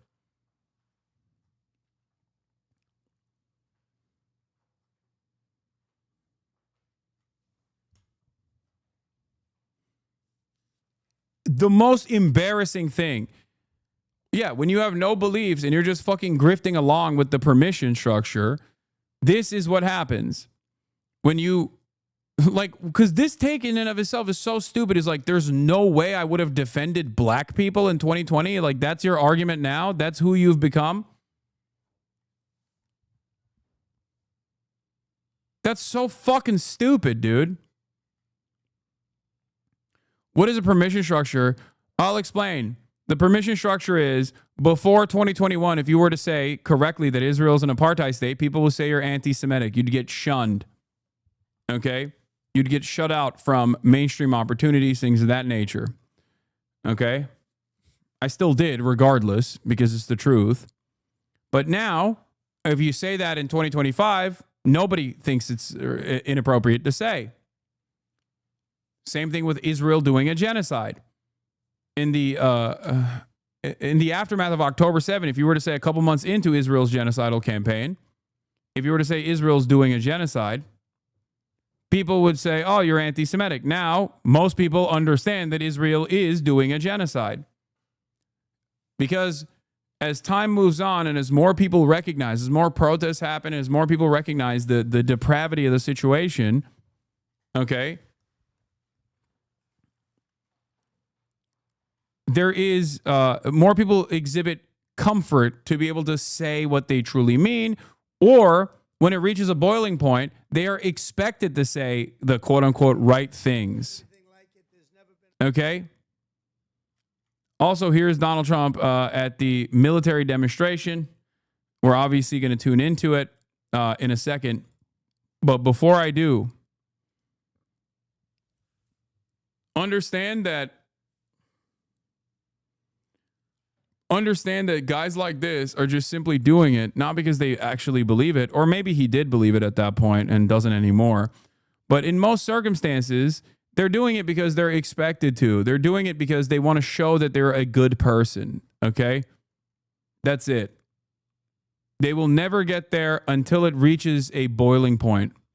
For some, for some in even this community, like in this space that we're in, they are fearful of repercussions. They are fearful of not being able to like defend their position and maybe not articulate their position well enough. And therefore they are apprehensive at first to say like, yeah, I think what ICE is doing is fucked up. They might believe it, but they won't say it.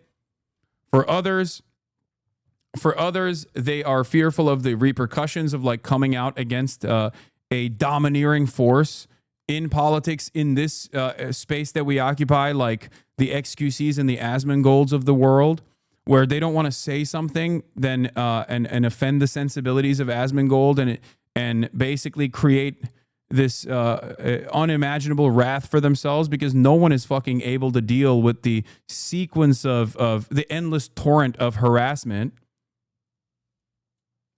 Right? So then they just stay quiet. And what I think a lot of those people don't realize, a lot of those people that are not like inherently political people, right? Or they're not like political commentators or whatever. What those content creators don't realize is that like if you don't build a permission structure to say, no, what the administration is doing is wrong and people that are fucking defending it are also wrong. If you don't do that, then the only voices that you hear are going to be voices like Asmongold and his community, and it creates a permission structure for right-wing attitudes to fester. Okay?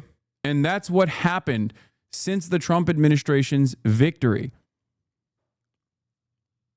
And a lot of these guys that are content creators themselves basically fucking move along with clout. The Tectones of the world, the Asmengolds of the world, the more domineering a force that they become, the more other content creators that are in the periphery look at that and go, I guess this is like, I guess I have to be kind of right-wing. Or if I'm not, I'm just going to shut the fuck up. That's it. The reason why I'm narrowing in on this incredibly specific, Twitch streamer orbit is because the exact same structure occurs in mainstream institutions as well. The exact same cultural shift occurs. And that's how you arrive at the entire fucking, the entire media apparatus basically only framing immigrants from an incredibly right-wing perspective. What is happening? Why does it keep effing, dude? What the fuck? There is no issues on my end. There are no issues on my end at all. It's got to be on the Twitch side.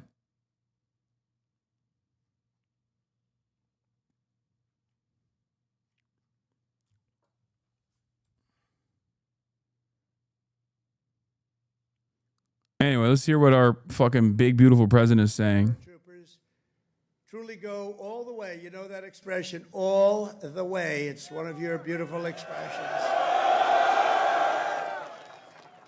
As President of the United States, let me express my undying gratitude to our nation for every soldier here today, for every veteran and their families, those incredible families that are with us and all across America, and for every patriot who has worn the uniform over 250 years. Can you imagine that? We thank you from the absolute bottom of our hearts. Few places loom larger in Army lore than where we are gathered today. The one and only Fort Bragg. The one and only Fort Bragg. Fort Rape.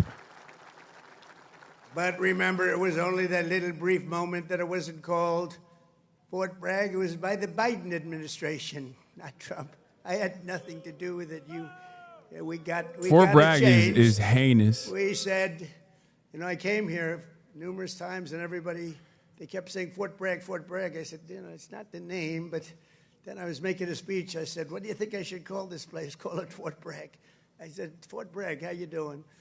We won a lot of battles from this place, and that's the way it is. It wasn't even close. When Pete and some of the generals came to see me, I said, not even close, not even close. This is the home of the Green Berets, the Sky Dragons, and the All-American 82nd Airborne. We know what 82nd Airborne Division. This is where the GIs who won the Second World War learned to pack their parachutes and push howitzers and go right into those C-47s with lots of arms and push them right out those big, beautiful doors and wield their bayonets and pry the enemy from the hedgerows of the French countryside. France needed us badly. We were there. A lot of people needed us badly. They still do, maybe worse than ever. Yes, Fort Bragg is the one that Seth Harp writes about. Is where like a lot of the JSOC stuff happens. Held strong at Bastogne. It was here the mighty paratroopers earned their wings before they rained down death from above to liberate Sicily, Normandy, and even the Netherlands. That's right. We saved the Netherlands. Every inch of this base is steeped in the legacy of those warriors who have said with pride, "Sir, I trained at Fort Bragg, sir." That was pretty cool. And that is why we restored the historic name of this very, very special place. I don't know if it could be the same place. Fort Bragg is in, that's the name. And Fort Bragg, it shall always remain. That's never going to be happening again.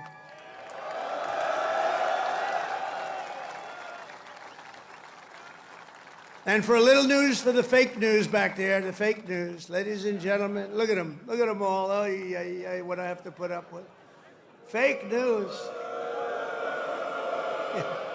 What I have to put up with. But they're all right. They've been very nice today. They were impressed with that display, I can tell you that. I think it took them a little by surprise. But for a little breaking news, we are also going to be restoring the names to Fort Pickett, Fort Hood, Fort Gordon, Fort Rucker, Fort Polk, Fort A.P. Hill, and Fort Robert E. Lee.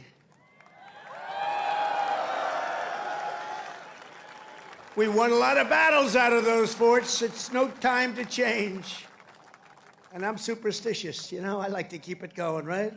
I'm very superstitious. We want to keep it going. So that's a big story. We just announced that today to you for the first time. They said, "Why didn't you wait till Saturday?" I said, "I can't wait. I got to talk to my friends here today." This is a record crowd. You know, you never had a crowd this big. That's an honor. You think this crowd would have showed up for Biden? I don't think so. I don't think so. I don't think so. Maybe I'm wrong. Maybe I'm wrong. I want to thank so many great leaders here today, including Secretary of Defense Pete Hegseth, who's been great, by the way. Pete, thank you. Great. And he went through the wars, you know? Pete went through the wars. He had to get through a very hostile group of people that I think really don't want to see America be great again, maybe, or something. But he persevered, and he got there, and he's doing a fantastic job. Great job, Pete. Thank you very much. Secretary of Veterans Affairs, Doug Collins, a fantastic man. Thank you, Doug. You're doing a great job. Doing a great, great job. Way, way up from the last administration, Veterans Administration. It's way up. You saw the recent poll. The people are happy. They weren't happy a couple of years ago. They were really happy 5 years ago. But it went downhill from there. We did so much. We got you medical. If you had to wait, if you had to delay at all, you go out to see a private doctor, we pay the bill, you take care of it. You don't wait for 6 months and end up getting very sick on something that could have been Dude, done. I know that this is like a completely lost point, but I'm thinking about like active military members cheering on or booing like a former president when it's like a Democrat on that podium. Like, could you imagine Obama sitting up there and being like, George W. Bush was a fucking loser. And then everyone's like, yeah. Like, I feel like if that were to have happened, or even if it was like Joe Brandon that did such things, like, I can't comprehend the unimaginable nukes that would be exploding in right-wing media. Like, that's it. They're declaring us enemies of the state.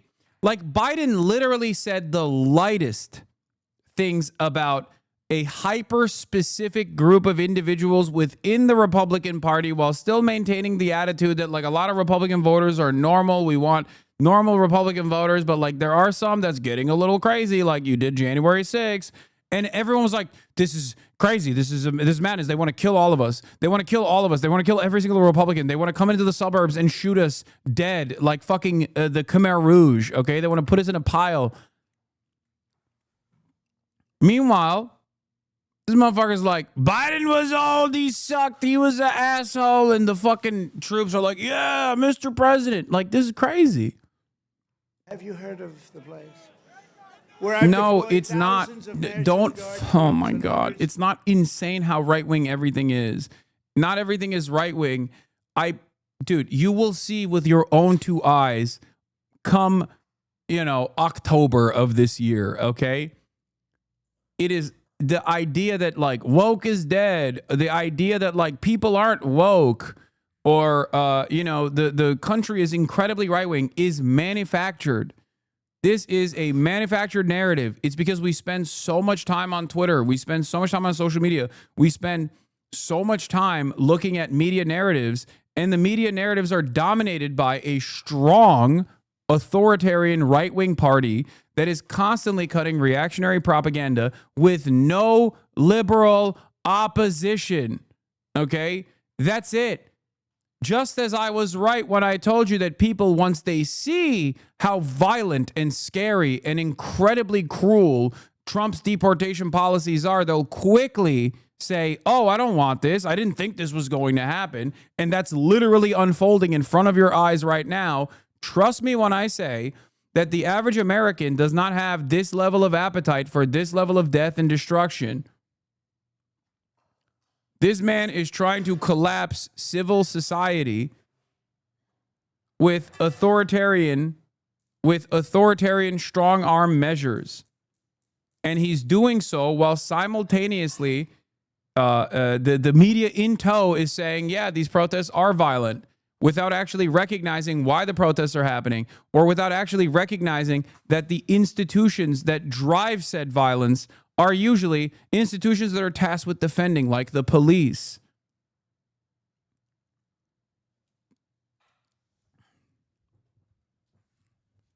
Do you understand?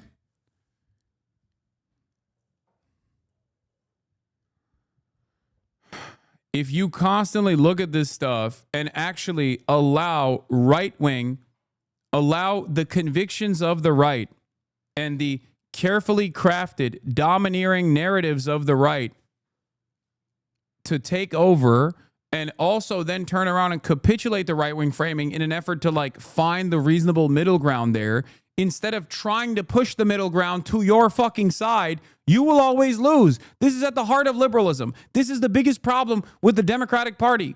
This is, if there's one thing that I get actively angry about with regular frequency, the most common point of resentment from my end towards the Democratic Party is this. Liberals constantly allow the Republicans to flood the market with insane fucking takes, with no counterbalance, with no counter narratives, with no countermeasures whatsoever. And then that discourse moves people into adopting reactionary frameworks, even if they don't recognize how that right-wing that right-wing legislative agenda, when it bears itself out, is going to look horrible when it's going to come to their neighborhood. Only until it comes to their neighborhood do they, only after it comes to their neighborhood do they recognize that this is actually cruel and unusual.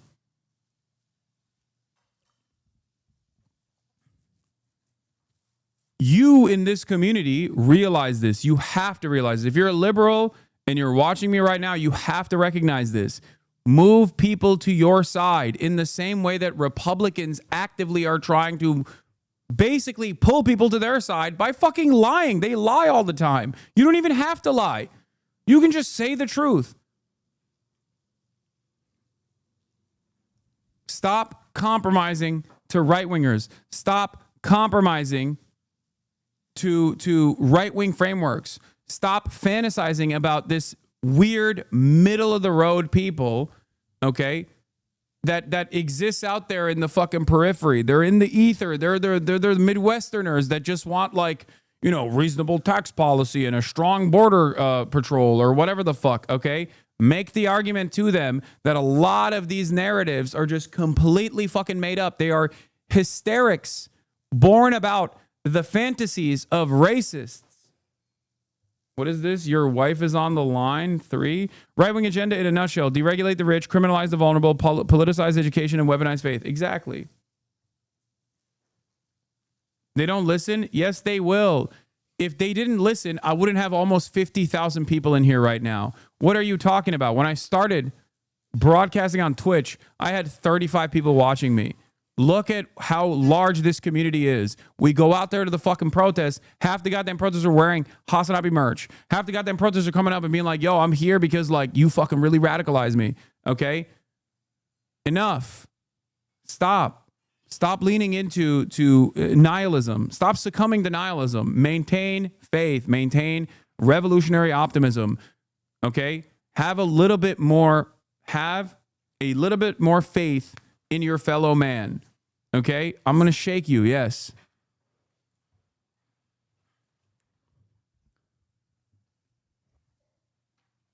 There are so many people in your immediate vicinity that you could convince. Okay? And at a time of unprecedented violent rhetoric and unprecedented violent acts coming from the Republican Party, this is your opportunity to explain to people that they're doing this because they don't want to fucking give you health care. They're doing this because they don't want to fix your material conditions. They don't want to fix your fucking living standards. As a matter of fact, they want to continue removing certain things that you actually take for granted at this point.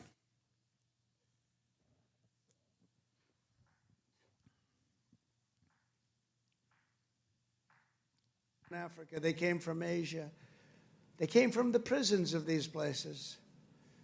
They were put into the United States and allowed to stay here because we had a grossly unfit president. How many ups and downs has this community experienced, especially post October 7? And they allowed these people to stay. If I were to turn around and reframe my... You know what he was? He wasn't a radical. If I were to turn around... He never dreamt about open and borders. Change my discourse, change my opinions to suit the interests of this like fantastical middle ground, I wouldn't be who I am. I'd be someone entirely different. The financial numbers. We've now got the hottest country anywhere in the world. And 6 months ago, it was the coldest country. We're being laughed at all over the world.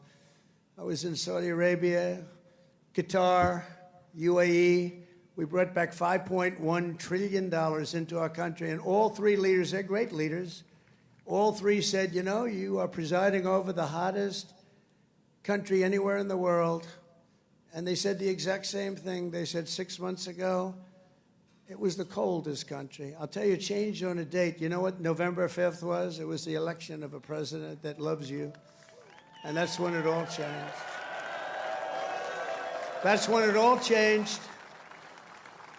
Within the span of a few decades, Los Angeles has gone from being one of the cleanest, safest, and most beautiful cities on earth to being a trash heap with entire neighborhoods under the control of transnational gangs and criminal networks. It's horrible what's happened so quickly. As the entire world can now see, uncontrolled migration leads to chaos, dysfunction, and disorder. And you know what? They have it in Europe, too. It's happening in many of the countries of Europe. They don't like it when I say it, but I'll say it loudly and clearly. They better do something before it's too late. Very simply, we will liberate Los Angeles and make it free, clean, and safe again. It's happening very quickly. The one big, beautiful bill, you've heard about it. We call it the one big, you know, I was on one of the television shows, I think Deface the Nation. Ladies and gentlemen, Deface the Nation. It's actually called Face the Nation for those of you that are smart enough not to know, because you're better off not knowing. But I was on one of the shows, and I said, we got to get a great bill. They said, would you like it to be one bill, or would you like it to be 7 or 8 bills? They said, I want one big, beautiful bill. And the Republican Party liked that statement. They call it one big, beautiful bill, so that's good. And that's what it is. It's great. And it's currently before Congress. It provides all necessary funding for ICE, for Border Patrol, and for the Department of Defense. And I told you at a level that we've never had before, over $1 trillion. We better get that bill approved. Otherwise, your helicopters and your planes and your equipment's going to start to look a little bit old, General. You better push your favorite congressman, push these 2 senators. I think they're in good shape, however.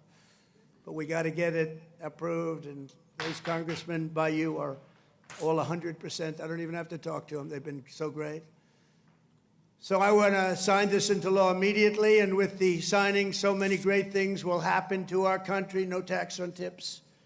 What really kills me about this is because of Trump, we have soldiers like those behind him who have to be on food assistance because they do not get paid enough, or if they're given food at base, they have to live in moldy-ass rundown barracks, and they're fucking clapping for this asshole.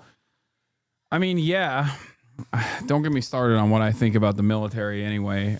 Listen, I think in a perfect universe, they would not be working to, especially at Fort Bragg, working to actively do JSOC operations to fucking do drug runs or whatever, but instead to like build bridges and shit, you know? Millions and it is millions a jobs of program votes at the end in all of the day. counties throughout America by 2,750 to 525. That's what I call What is this? a big number.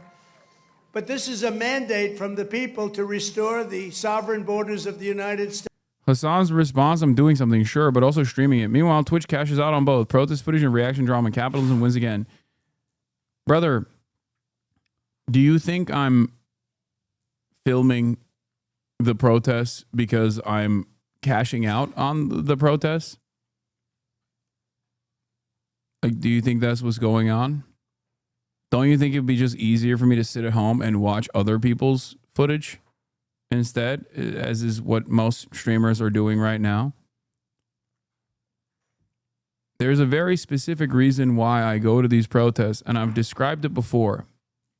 The reason why I go to these protests is because I want to show the side of these protests from the side of the protesters that the media does not show. Okay?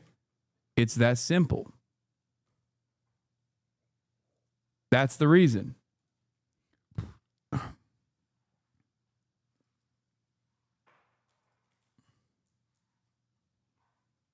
That's the reason. They said, we're going to run again, and if I win, which I hope. The other reason is because I want others to go out there as well.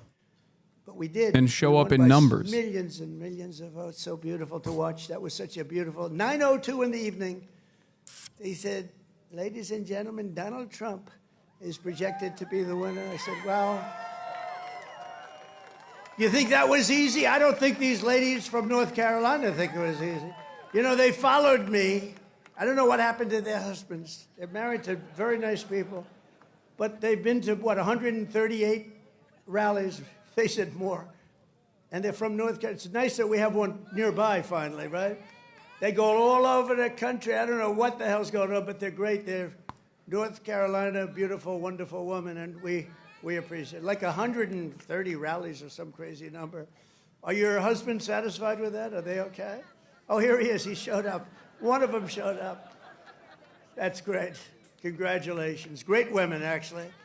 The great patriots. We will use every asset at our disposal to quell the violence and restore law and order right away. We're not going to wait 7 days and 8 days and wait for a governor that's never going to call and watch cities burn.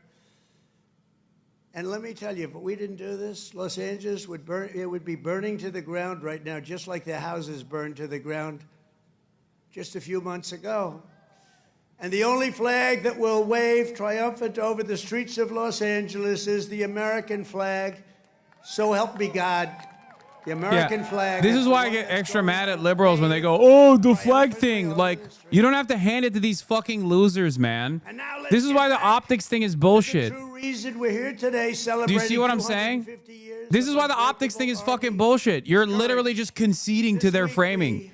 Instead of being like, who gives a fuck what flag they're waving, dude? Yeah, they're Mexican Americans. That's the beauty of America, okay? Do you like tacos? That's how important it is. Do you like burritos? When the Continental Shut the Congress fuck up. created the Army and appointed its first commander, Name happened to be George Washington. Has anybody heard of him? George Washington.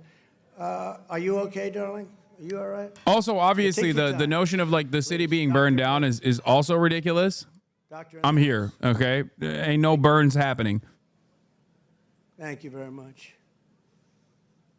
These are great people. They've been waiting here a long time, General, so, you know, we want to give them all the time they need, right? Thank you very much.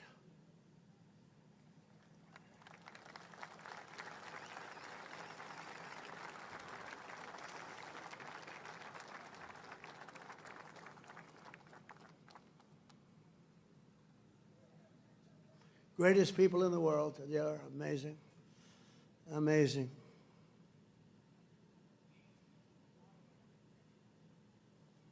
Oh. Thank you very much. Thank you.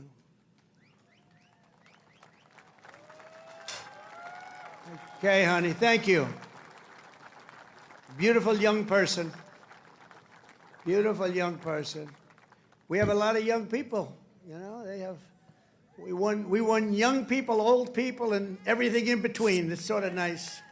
Remember they used to say, but Trump doesn't have the young people. We won everything. Thank you very much, Doctor. Great job. When the Continental Congress created the Army and appointed its first commander, General George Washington, they Okay, I'm bored of this. This shit sucks. All right. Protests against federal immigration raids have gone into their 5th day. Trump administration is sending 700 Marines to the city. And President Trump ordered the deployment of 2,000 more California National Guard troops, making for a total of 4,000 over the objections of Governor Gavin Newsom, who was challenging the action in court. Our chief national correspondent, Matt Gutman, is on the scene for us there in L.A. We saw him. We saw him yesterday. The sexy man, sexy war correspondent man with the sexy hair. He was there. He was fucking. Let's see what beautiful, sexy things he has to say. Niye? Problem yok.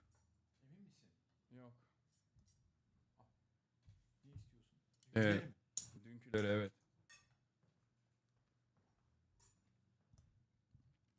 He was there being sexy. It seems like his job. He was really nice to you. No. That's different. That's a different sexy man. No, that's what's his name? Ghazi? No, you're thinking of the NBC guy. The NBC guy is actually dope. He's had me on a show a bunch of times to talk about Israel stuff. This is the other guy. This is the war correspondent. Bir de ufak garlic kap var ya.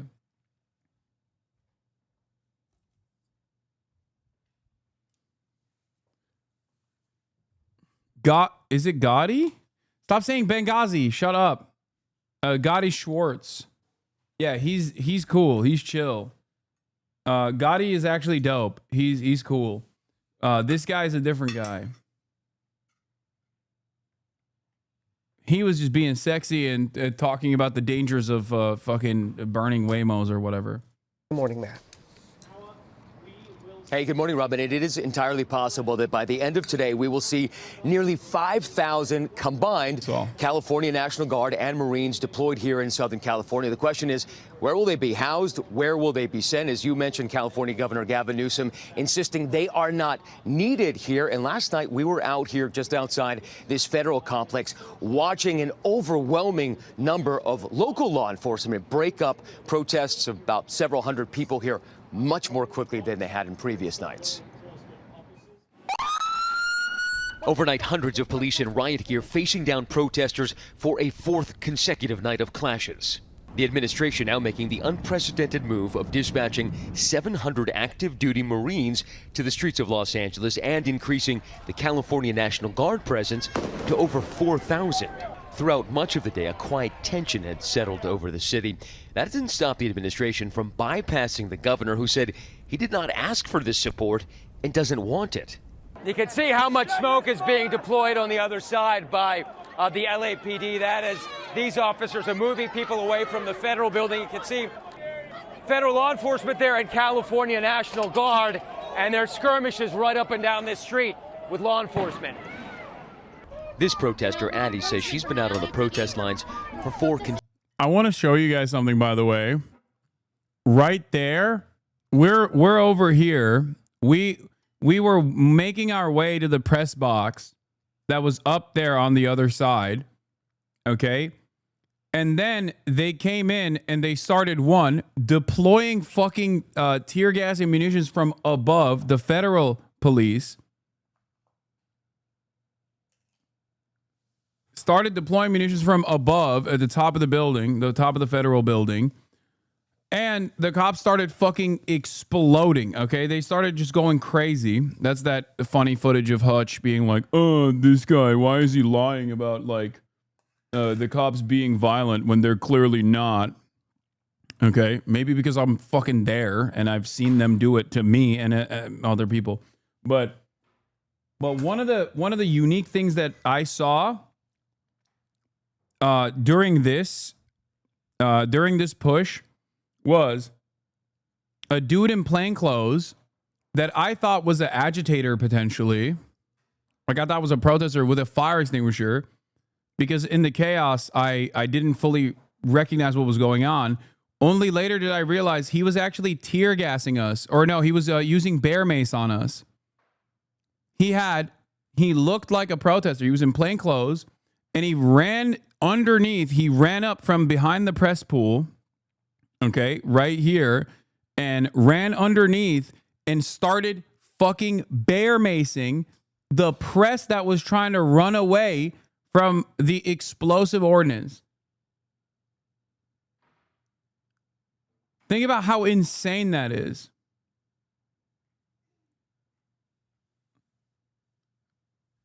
Like,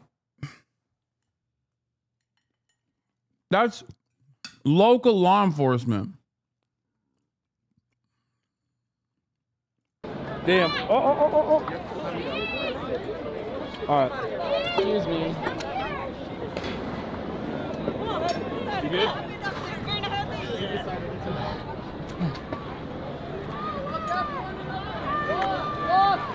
Press pool. They're shooting at the fucking. Oh yeah, they completely just cleared the press pool. Did they just clear the press pool? Yep. Oh shit, Japanese TV. That's insane. Come on, man. Oh shit.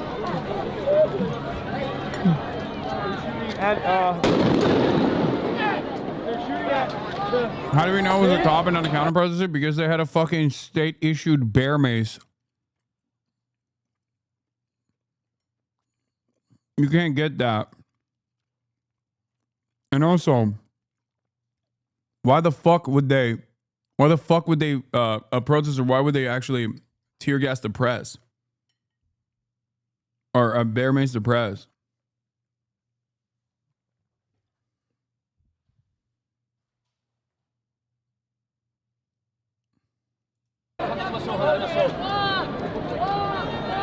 They're shooting at the bridge right now and all around us.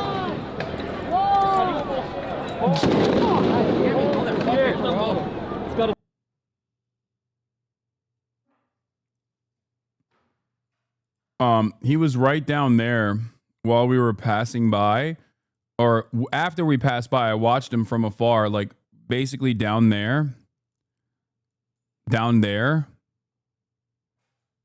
Okay. Run up and then fucking mace the entire area and all the people that were running away. They're shooting at the bridge right now and all around us. Play stupid games, win stupid prizes. Play stupid games, win stupid prizes. What do you mean play stupid games, win stupid prizes? Like, what? Do you think it's better to not actually film this stuff? Like, even if you're not on board with the protest, like, why the fuck do you think it's appropriate to blast the goddamn press, dumbass? What? Cool. They're dispersing the crowd.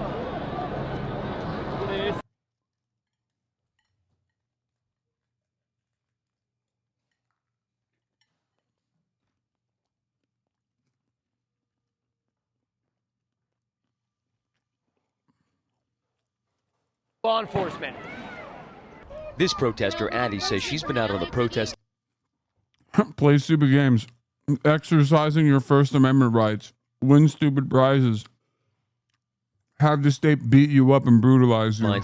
For 4 consecutive days now. Why is this personal for you?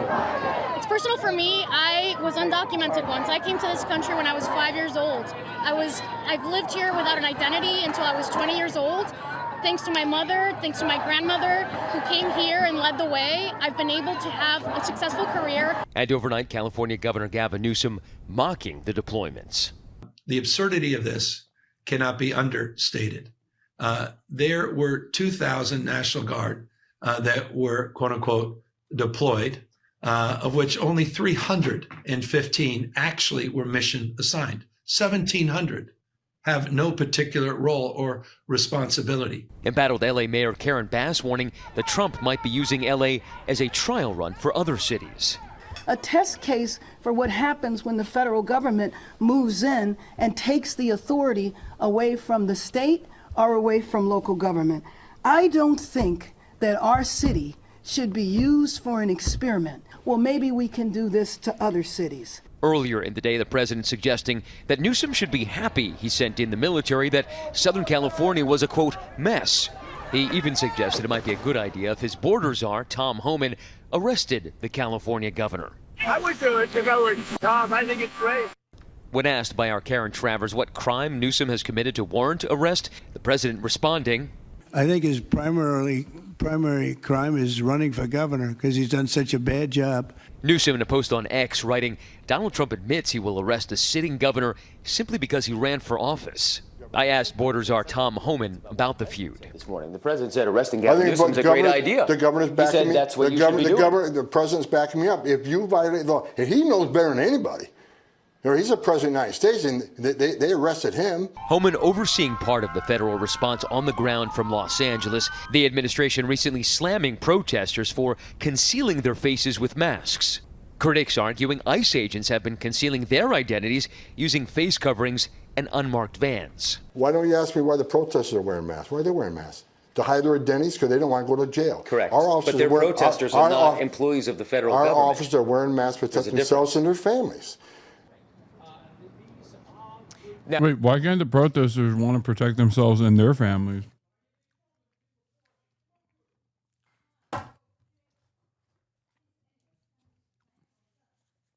You're a fucking public servant, dog. You don't get to hide when you're engaging in illegal actions.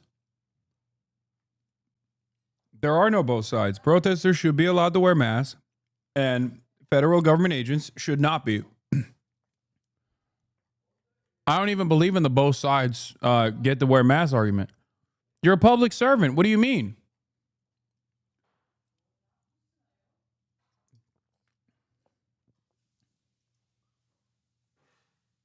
But I'm paying your fucking salary. If you're gonna tear gas me, I might as well see your face while you're doing it, you know? Now, Homan also telling me that those ICE raids and arrests will continue night after night here in Los Angeles and elsewhere in the country, and that likely means more protests. And I wanted to give folks at home a sense of what we talk about when we speak of these non-lethal or less lethal rounds. This is one of those spongy rounds that's typically fired on the ground. It sprays out at the legs of protesters. This is a 40-millimeter rubber-tipped round. Now, these are designed to hurt, but they're not designed to maim or to kill protesters. George. Okay, Matt, thanks very much. We're going to begin in Los Angeles, where the president is doubling the number of National Guard troops being deployed to those immigration protests and adding 700 Marines. Thank God he said that, because this fucking, where is the clip?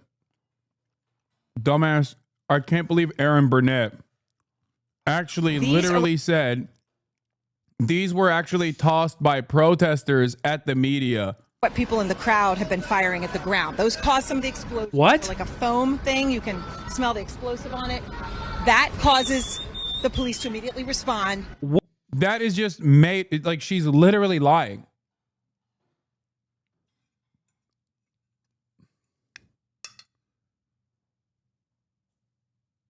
That is the shell of the 40-millimeter rounds that they're firing into the fucking crowds. It is insane. ironically enough, the fucking very same people that she's defending here ended up detaining another CNN journalist later that night. Once again, the media is so predisposed with defending the police that if she was fired upon by those things that she's pointing to, that means the cops fired it at her. But she can't say that because in her mind, it's like, no, the police are good here. Their presence are good. They're a force for good. So even when she's being fired upon by the cops, she's like, yeah, these other protesters have been doing it. Clinton News Network, dude. CNN, fake news. Fake news, CNN, lying again.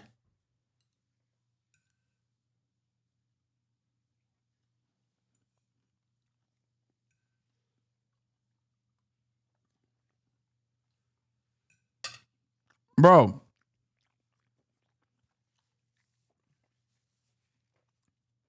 What's actually wild about this shit isn't even the fact that, like, she's lying at the behest of the cops, but she's also dropped even self-preservation at this point. Like, she's not saying, don't believe your lying eyes. She's saying, don't believe my lying eyes. What? Charge. And we've seen a lot of people fall. We actually, our shot was down for a couple minutes here because we were running a little bit out of breath. Just because you have to get away from them. They just start running. What are those? Start firing a lot. Wait, does anybody know what those are? Yeah, and then there was an arrest back there that now I can't see. But when there Aaron, was a I'm going to protester give you that fell another over and the second. police and the protester were... I'm going to give you another second to catch your breath. Stay with us. But what are a those? Second to catch your breath. John Miller. Those are foam ammunition. Dusk. Somebody has to know what they actually are, though. This is often. They're 40mm rubber rounds. The blue one, but what are the smaller ones? I think it's just like the bottom of that thing. It is the bottom.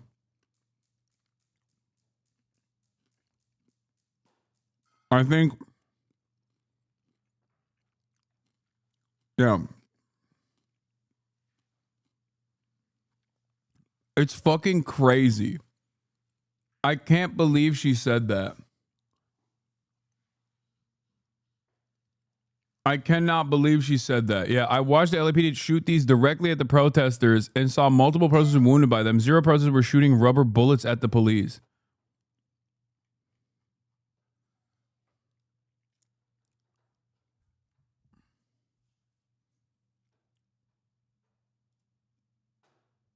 Yeah. Okay, I'm gonna pop you right now because you're taking up my focus.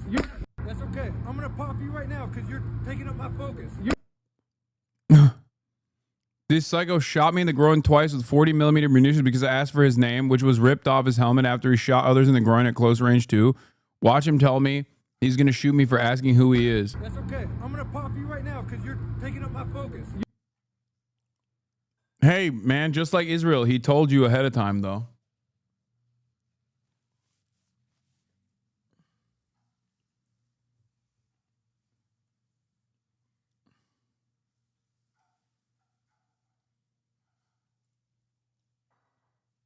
Multiple foam baton round is most widely used by crowd management tool where standoff distances are limited. It may also prove valuable in riot situations. You would not be able to purchase this if you don't have law enforcement, if you don't have like a Leo certification. For the record, the idea that like also you have to deploy these from a fucking weapon again. Like the notion that they're like actually fucking using these and the grenade launchers, like the protesters are using these in the grenade launchers, is pure and utter fantasy. Next level, dude.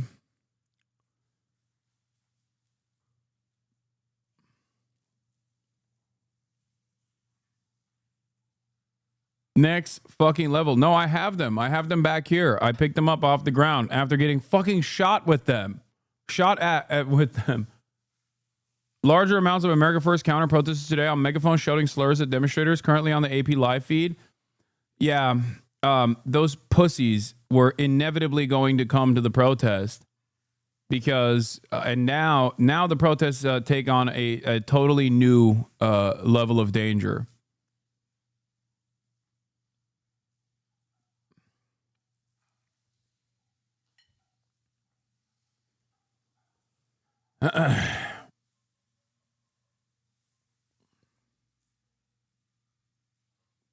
I was watching you and some other news sources at the same time yesterday, literally as you and others were being shot at in the crowd. The other news sources saying the troops are pushing forward so far. No shots have been fired at the exact same time that you were getting shot at. Yeah. Here, this is the CNN reporter that they fucking detained. CNN? It's time to escalate. Wait 1 second, John. Hold on. I want to. Jason, what's going on? I hear you. Am I seeing Jason Carroll being? What happened, Jason? I am being detained. I'm being detained, Laura. I'm not being arrested. Correct, officers? Did you hear what he told you? No. We're letting you go, but you can't come back. Okay. Because then if you come back, then you go. Okay. Okay, please? Okay. Thank you. Thank you, officer. Take care. You too. Nice to meet you. Thank you. Okay. Thank you. What happened, Jason? If you guys can still hear me, what happened was Yes. I'm Chris with the New York Times. We got video of you guys. Oh, you did? If you need it later, thank you. call New York Times. I appreciate that. I can hear you still, Jason. What's happening? So here's what happened, Laura. The officer, I was called over, and the officer told me to put my hands behind my back. I said, am I being arrested? He said, you were being detained. I was walked out of the area. They took down my information. Oh, I'm losing his IFB right now. I can't hear you, Jason. John Miller.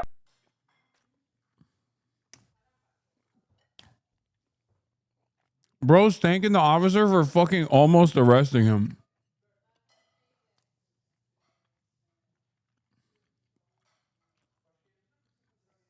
Thank you for detaining me, officer. You're so brave.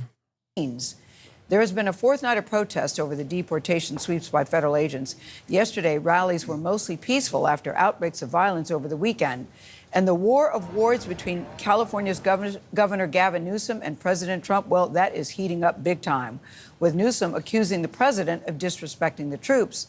Jonathan Bigliotti is in downtown L.A. with the latest. Jonathan, people very worried about what we're seeing in L.A. these days. Good morning to you. What can you tell us? They are, and good morning to you, Gail. 4,000 National Guard members. That's more personnel than protesters we've seen on the streets. The governor yesterday tweeting out saying that they were deployed in haste with a photo showing the conditions inside the facility behind me. You can see the members there on the floor, their accommodations lacking very much so in that case. Meanwhile, yesterday, protests were largely peaceful. The LAPD having control until the evening. I think we are too. A lot of people are throwing bricks. I think we're moving into a very dangerous place. I think we are too. And I think that's the place we need to be in. I think that people should know that this is extremely dangerous and they should be afraid to do this. And they should be afraid to be in these crowds of people that are violent and that are attacking police officers. I want them to be afraid. That's the goal. A lot of people are throwing bricks. I think we're moving into a very dangerous place. I think we are too. And I think that's the place we need to be in. I think that people should know.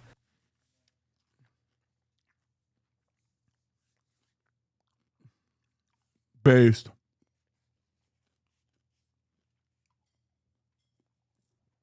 How can someone be such a ginormous pussy while also simultaneously try to present themselves as this like mighty force to be reckoned with at the same time?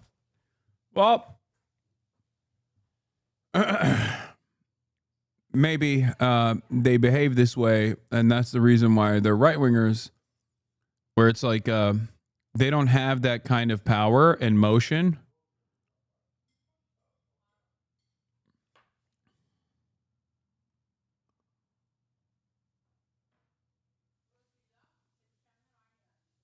They don't have that. They don't have the power to do anything. They're utterly powerless. So they just hopefully latch on to state power and state enforcement.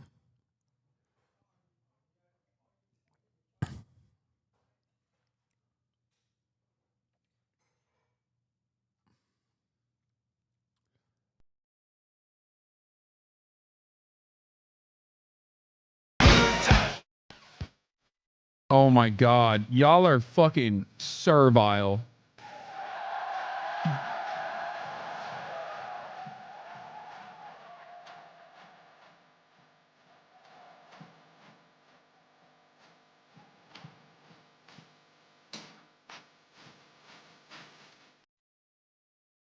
I love the police state. Please keep being insanely fucking violent.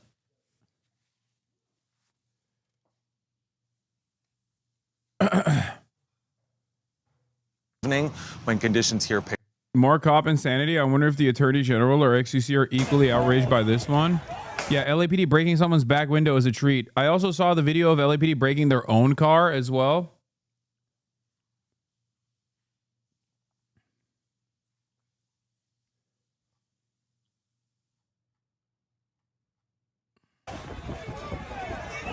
Did anyone find that video?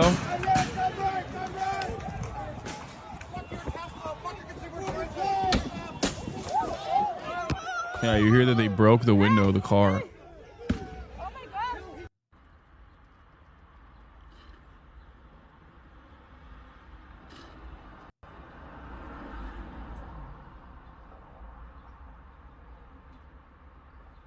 Look at that motherfucker.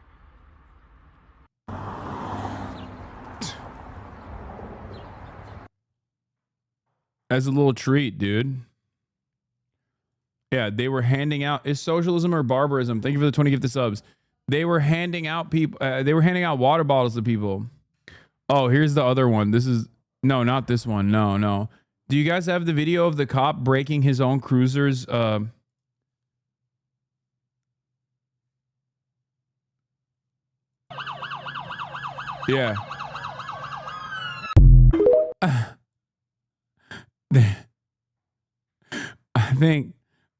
I think they just want a new cruiser. You know what I mean?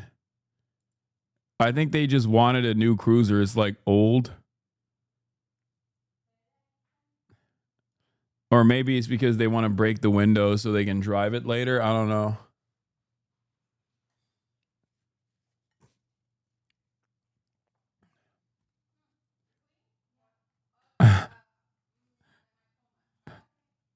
It's most likely because it's already broken. So they want to see through the window if they can even drive it. But it is pretty funny. Or they could have just been like, oops, this cruiser broke. Guess I got to get a new one. You know? I can see that. picked up. About 50 people, according to police, were arrested. Overnight, police clashed with pockets of protesters in downtown LA, some throwing flares and fireworks as officers moved to break up the crowds. Nearby, this car caught fire. Earlier, groups of demonstrators faced off against National Guard troops protecting the federal building downtown. This is really a remarkable scene here in downtown LA. You have the LAPD out in a show of force. They're trying to squeeze the protesters out of the heart of the city ahead of nightfall. And amid the tensions between protesters and local law enforcement, 700 Marines are expected in the city, along with the 4,000 National Guard troops deployed by President Trump. The introduction of federal military personnel without direct coordination creates logistical challenges and risks confusion during critical incidents.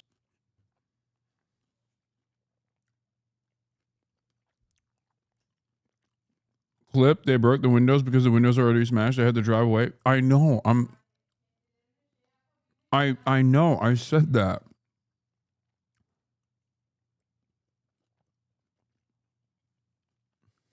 What the fuck?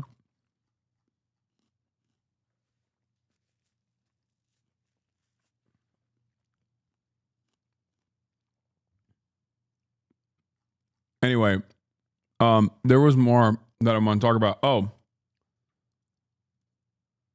another one of these moments that I think is like really stupid is when the media's like, they're throwing fireworks in the direction of cops. It's like, bro, they're throwing fireworks in the direction of cops. What are the cops throwing? The cops literally have all the gear.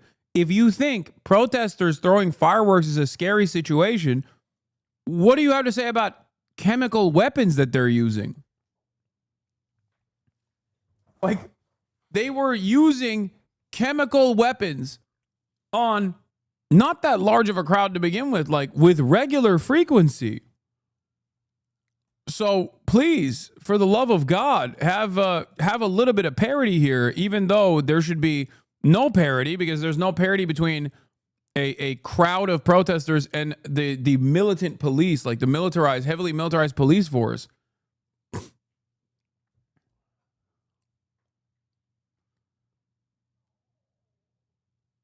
It's so strange. Around the country, demonstrators are showing up in solidarity to protest the federal immigration crackdown.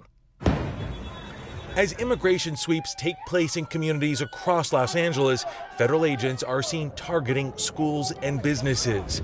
And heartbreaking videos surfacing like this one. Yeah, famously where the crime manifests. You know, schools and businesses.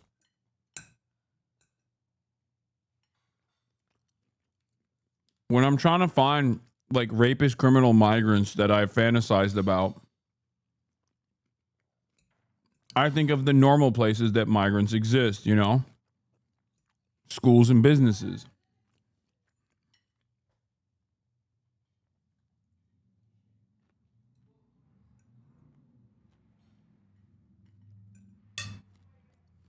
Appearing to show a father being detained and taken by agents in front of his family at this Culver City car wash over the weekend. How did we get from gang members to Home Depot? LA Mayor Karen Bass spoke to CBS Evening News anchor Maurice Dubois on Monday. And what's your message to the immigrants who live here who aren't documented? This is a city of immigrants. This is a city that wants to help you get your legal status. This is a city that embraces everybody that is here, regardless of when you got here or where you came from. And while the president has described conditions here in Los Angeles as dire, the mayor and the governor saying that does not match the reality here on the streets. Meanwhile, the state's top general is saying troops will likely remain here for at least 2 months, Nate.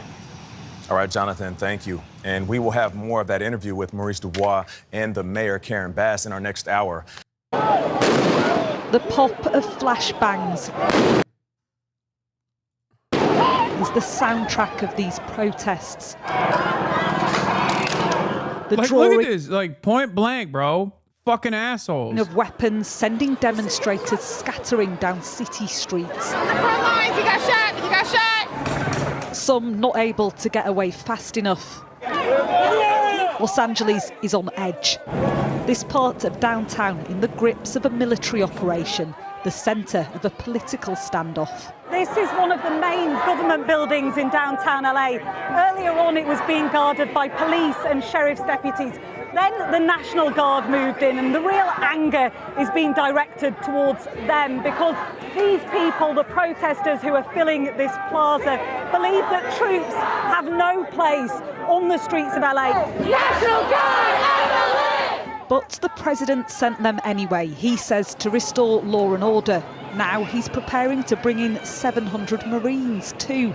California Governor Gavin Newsom posted these pictures of soldiers sent here now sleeping on the floor, calling them pawns in Trump's political game playing. The LA mayor agrees. We didn't need the National Guard. Why on earth? What are they going to do? Do you know what the National Guard is doing now? They are guarding 2 buildings. So they need Marines on top of it? I don't understand.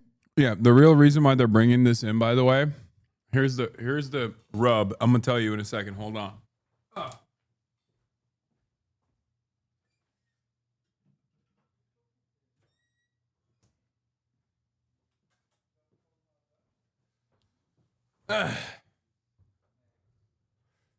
What's taking place right now in Los Angeles is not about the fucking protests.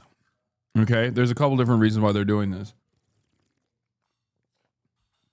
Number one, obviously they want to invoke some kind of response and use Los Angeles, a obvious blue city, deep blue city, as a testing ground for implementing authoritarian principles. They are testing the reaction from the public and then using the public reaction that they created after some of these ICE raids were conducted to create just cause for military intervention. But the actual additional reason for military deployment here is not because of the protests. Everybody understands that, I hope. I hope you understand that as well. They don't want to get the Marines to shoot Los Angelinos yet. What they want to do, however, is offer military support to federal agencies like ICE when they are conducting the raids, because they know that right now everyone is on high alert.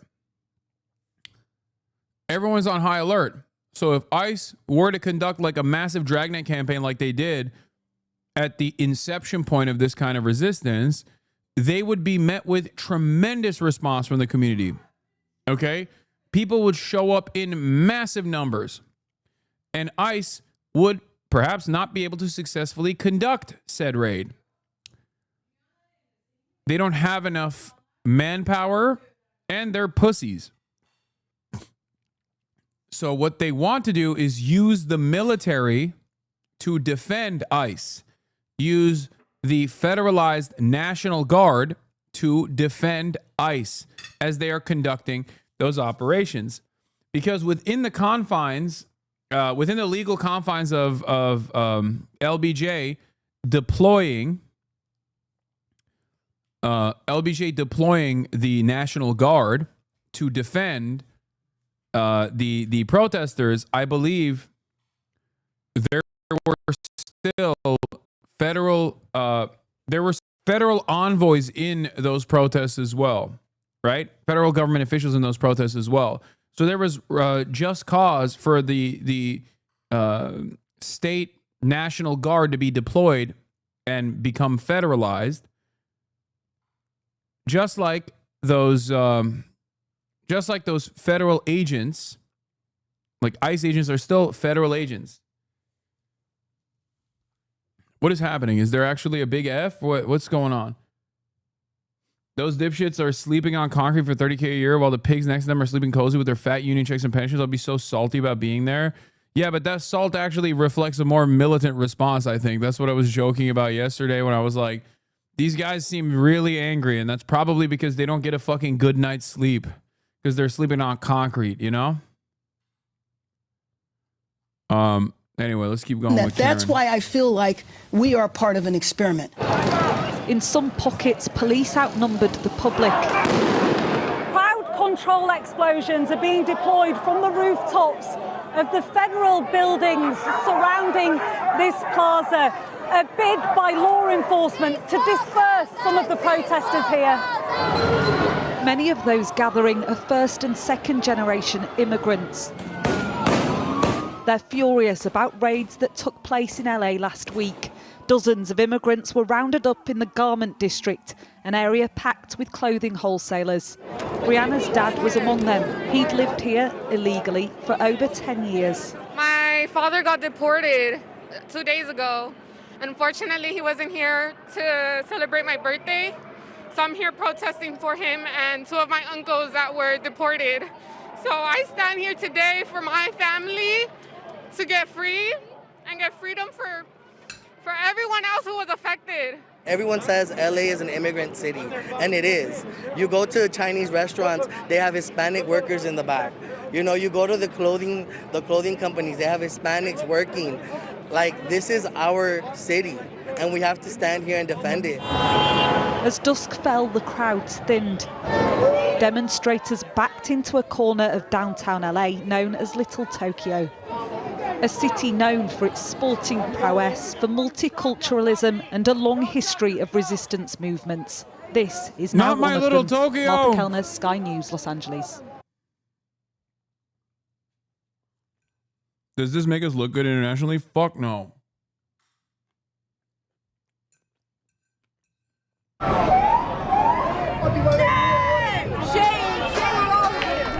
As anti-ICE demonstrations in Los Angeles continued for the fourth day in a row on Monday, the Wall Street Journal was on the ground. The day started with thousands of people gathered at a rally in downtown LA. We're out here at Grand Park. This is the demonstration for David Huerta, the union president for the SEIU union, which represents the service employees of the California chapter. The plan here is to demonstrate, followed by a march down to the courthouse where Huerta is due in court. When I say free David, you say now. Free David! Free David! Free David! If you are in any way involved of the local government up to the state level scene, you know exactly who David Huerta is. He has brought a lot of dignity and a lot of story to the workers that take on those jobs that nobody else wants to do, such as janitorial and custodian. Huerta was arrested on Friday while protesting an ICE raid. He was charged with conspiracy to impede an officer. When I say freedom, you say now! Freedom! Yeah! Freedom! Yeah! What you see out here today in Los Angeles is working people coming together to obviously say free David Huerta and end the raids now. But I also think what you see is working people coming together to declare this is our city, our community, our country, and we are not going to be terrorized. We're going to stand up and we're going to push back and we're going to speak out. We are gathering peaceably with joy and solidarity, and I'm incredibly proud to be here today. We are the union! We are the union! The mighty, mighty union! Mighty, mighty union! I'm here to show that you can be a liberal and you can be a patriot, that you can be pro-immigrant and be pro-American. Who's got the power? We got the power! I'm frustrated with the local and state response because I feel like this has been politicized, not just by Trump and his administration, but also by Democrats. The fact that Democrats are telling us and tweeting, this is what Trump's doing, as if we don't know. My question in return is, what are you doing? Great Tell take. us what you're going to be actively doing to Hell protect yeah. us. Huerta appeared in court where he was released from federal custody on a $50,000 bond and told to surrender his passport. The U.S. military announced that roughly 700 Marines were being mobilized to Los Angeles, the first time in more than 3 decades that Marines have been sent into a U.S. city to address civil unrest. Trump administration officials say the move is to protect federal workers and buildings. California Governor Newsom called the move a blatant abuse of power in a post on X. As the day went on, tensions between the protesters and law enforcement, including the National Guard, began to escalate. We are here on the corner of Los Angeles and Temple Street, what is now the heart of the protests today. And we had an hours-long standoff between protesters, the National Guard, and the sheriffs in front of this federal building here. The protest at this moment has significantly ramped up over the last 20 minutes or so. It follows, a day of much calmer protests than yesterday. Certainly you can hear those flash grenades. The National Guard and Sheriff's Office pushing this way.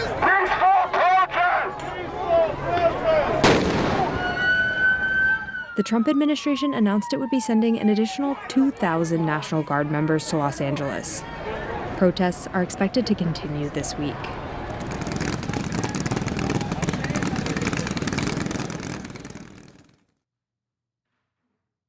Thieves are exploiting the state of unrest to vandalize and loot downtown LA businesses. Let's go to Gigi Garcia live downtown where numerous businesses have been hit. Gigi. You know, Bob and Brooke, earlier we were at the Apple store. We were at the Adidas store. Both. Here we are. Here it is. There it is, dude. Ah, the vicious loading. Both of them looted the glass. Fuck the local news, man. I fucking hate local news. Yo, even my boy, Alex has been going crazy mode, okay? Shattered, a lot of things stolen. And they're big companies. They'll take a hit. But it is the small, the mom and pop businesses that have also been looted that are heartbreaking. Joining me now live, Nimat, his daughter Sheila. They've been in the jewelry business, Nathan's Jewelers, since 1987 here on South Hill. And we're going to show you the shattered glass in just a moment. Nimat, I mean, you have tears in your eyes of what they've done to your business.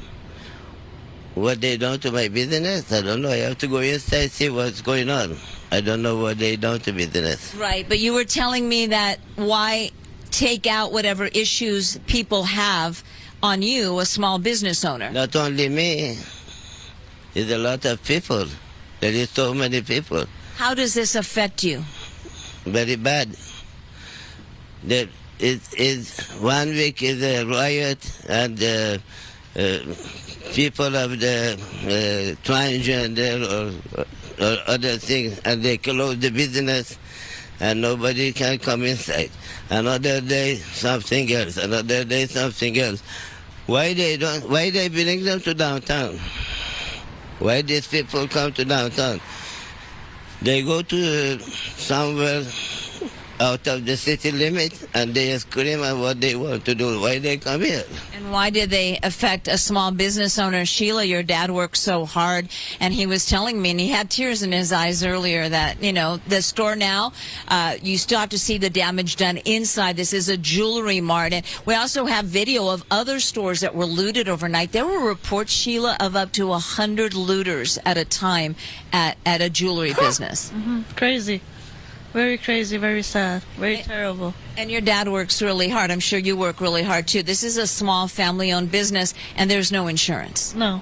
Bro, they are literally, the media are such fucking sharks. I swear to God. Look, obviously, this kind of shit is completely fucking unacceptable, okay?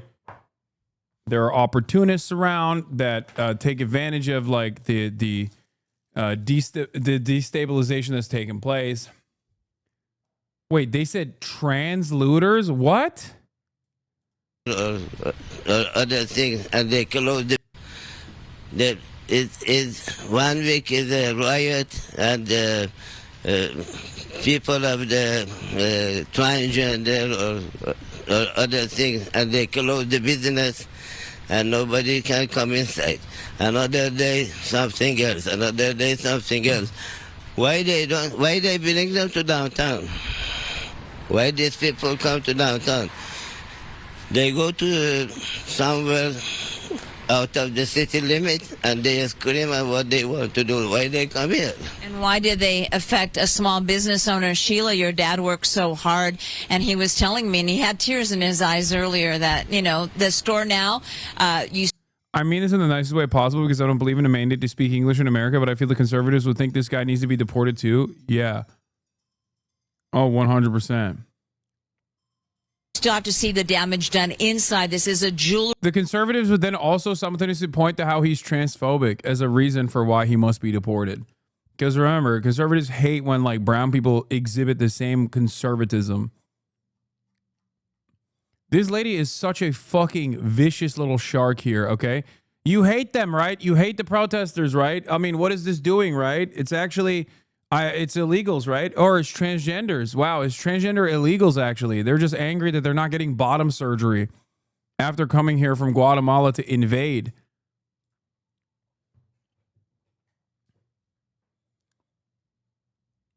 What? Back on Fig, shouted out your stream. Smack and Ben spotted in the field.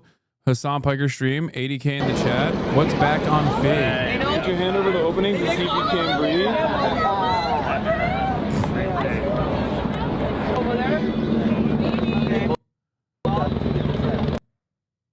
What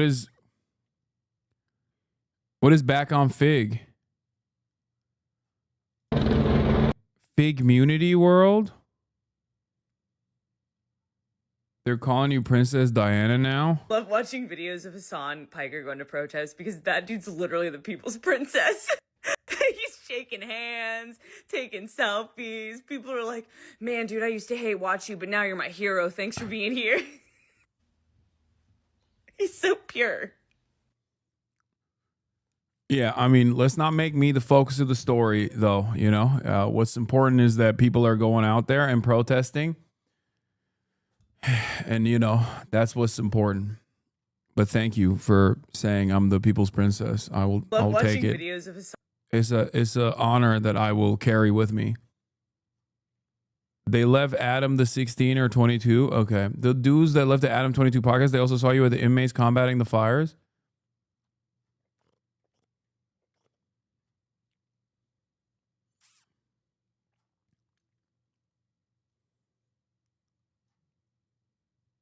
Have you seen this one yet?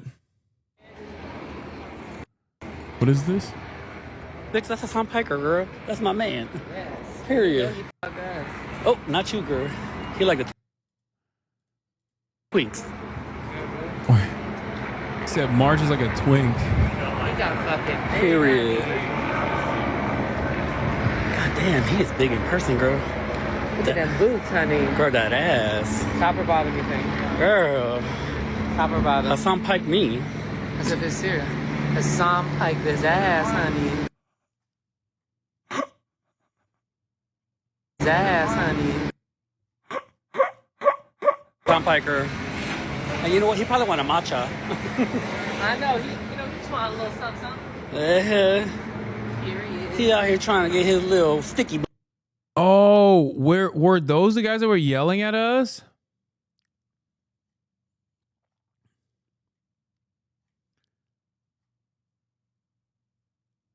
We couldn't tell what was going on. March and I were like, are they yelling at us? Hassan, pike me. Also, why do you walk like that? Dude, honestly, I get a little self-conscious about this, but I think it's because I have a ginormous ass. Like, I used to be really insecure about how big my ass is. Like, it is crazy. We thought they were haters. They just wanted to fuck you. Yeah, I didn't realize. But period. Like, it looks weird. It looks weird because my proportions are weird. And the reason for why my proportions are weird is because, again, I have an insane ass. And it looks crazy. It looks bulbous. God damn, he is big in person. Like, I got a thing around my waist. I got my hoodie wrapped around my waist, and you can still see the dumpy shake and quake while I'm crossing the fucking street. Look at this. Look at them boots, honey. Girl, that ass. Like, I'm twerking, and I got pants on, and I got a hoodie wrapped around my booty cheeks, and you can still see the shit quake.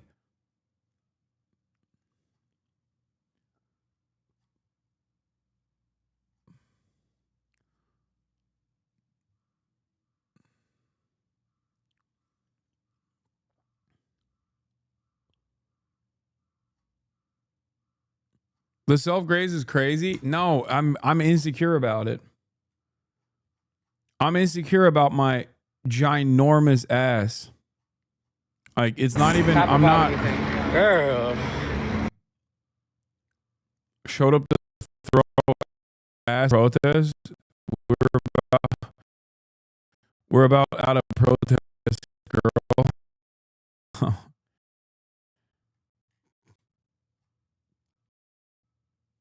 What were you talking about? Not making it about you? Okay, man, we can have a little bit of fucking fun in the process. You know what I mean?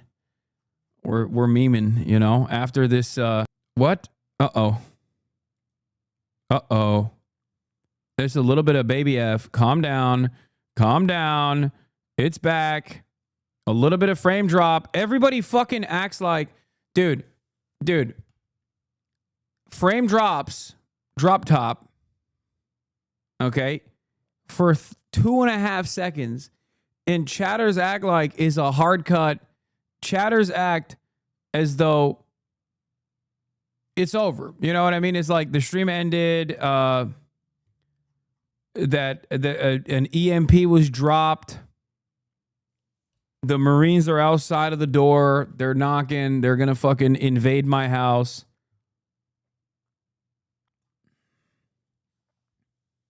Yeah, huge F. Unwatchable. Half the time, while people are spamming F, like by the time they get to pressing enter on that F spam, the F is over. At a jewelry business. Crazy. Very crazy, very sad, very terrible. And your dad works really hard. I'm sure you work really hard Planned too. attack. This Thank you is for a the small 10 gifted. family-owned business, and there's no insurance. No. No. How is this going to affect your family? Really bad. Really bad. People are stupid. People are stupid. What can you do? And why target you? You have nothing to do with any of this. I know. I know. I don't know why. I'm sorry, Sheila. I'm sorry, Nimat. I hope the damage isn't too bad inside. We live in San Bernardino. Chino Hills. It's far away to come in here. And we are scared to drive the car, comes in here, they damage the car. We took the bus at 2 o'clock and we came right now to in here. I hope the damage isn't too bad. Your business was one of many businesses that were looted overnight. But I don't sell jewelry. I sell like custom jewelry, silver. You know, I'm not a big guy. I'm not a big fish. You're not a big fish. Well, that's why it hurts even more, because you're not a big fish. You're not Apple. You're not Adidas. And they're going to take a loss, too. I'm so sorry for this. Multiple businesses. There were many arrests made. The irony, of course, is that if that dude is undocumented and the government comes in the middle of the fucking workday and storms his fucking jewelry store and black bags him and ships his ass to CCOT, this woman's going to sit there and be like, well, another day where law and order is restored. And that's my fucking point. Like, you can't, like, this is unacceptable, certainly. Okay. I'm not going to sit here and be like, oh, brave theft has been happening. Revolutionary theft is occurring here. Okay.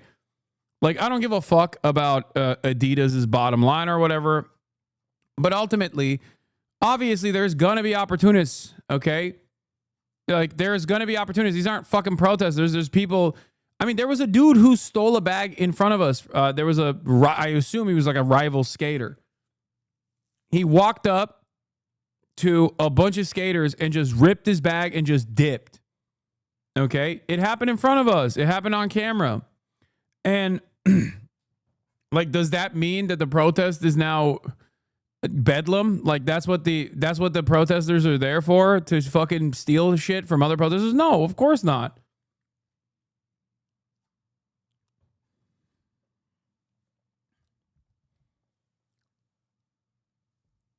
Also, there is perhaps no better example that increased militarized police presence does not stop crime. If anything, makes more chaos and makes more crime than this. There is like 10,000 fucking cops for like 400 protesters. And it turns out that didn't stop people from going in and breaking storefronts. I thought the increased police presence was supposed to create order.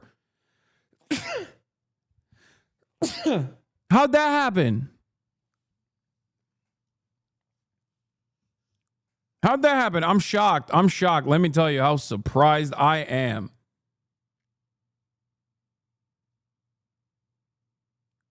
And we're waiting to get those numbers from the LAPD. We'll send it back to you.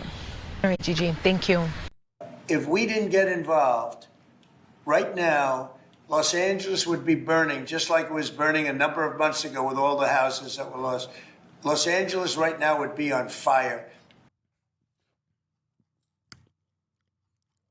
Chat's delayed by like 20 seconds. Even after you guys... Oh, wow, it is delayed. All right, there is going to be a baby F that you're going to experience. If you're in here right now and it's not delayed, baby F.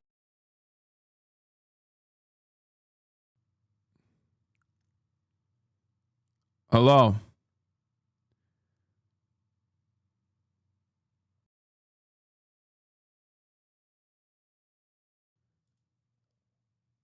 Okay.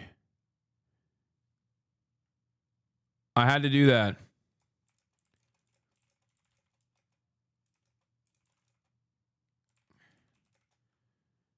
I had to do that so I can refresh. I did it twice. Sorry. We're back. No, I did it twice on accident, but the chat was really delayed. But it's fine now. Okay. Let's get back to Donald Trump. Trump, National Guard will be in LA until there's no danger. Full Q&A. I suspect that the reason why he's deploying the National Guard and the reason why he is deploying the Marines is because he wants to offer aid to ICE when they conduct their raids. And partially because and also partially because he wants to he wants to use this as an opportunity. He wants to use this as an opportunity to test it out to see if he can do like military. He can claim insurrection and then utilize the military to punish states that he doesn't like. Chat is so fucking stupid. Holy shit. He's obviously not saying trans rioters. He's saying every week is another issue causing riots, either trans issues, which, yeah, doesn't happen, but being duped by moral panic, or now this new issue, no ability of understanding English as a second language. Shaking my fucking head. Listen, I feel bad about the dude whose shit got robbed, okay, by opportunists. But let's not act like he's a fucking, this reactionary small business owner is a beacon of fucking moral consideration, okay? He's literally saying that when there's a pride parade, that's an issue, okay? Give me a fucking break.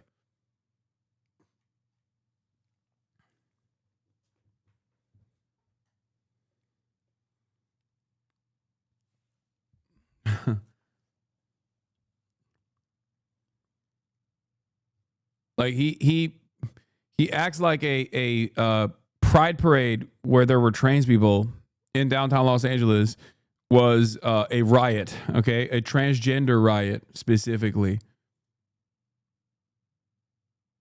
which I personally think is insane. It's not true. And we have it in great shape.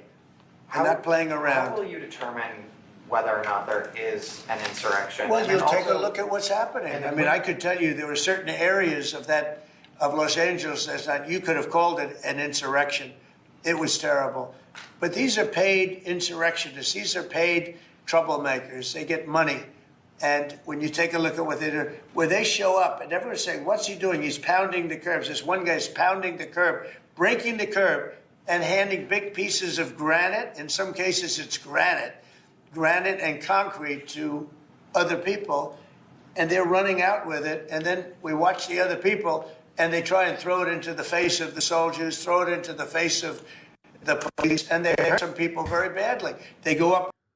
Yeah. These are paid protesters. They're Hamas. They're foreigners. It's a foreign invasion. It's a foreign invasion that's taking place on U.S. soil. We have to use the military. Also, it's good that we use the military because the military itself... Wait, what is happening? Are there still frames dropping or something? What the fuck is going on? I'm getting so pissed.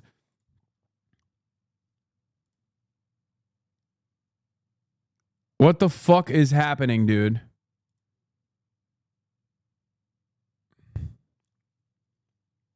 Chat, I need to test out the delay. Press 1 if the chat is delayed.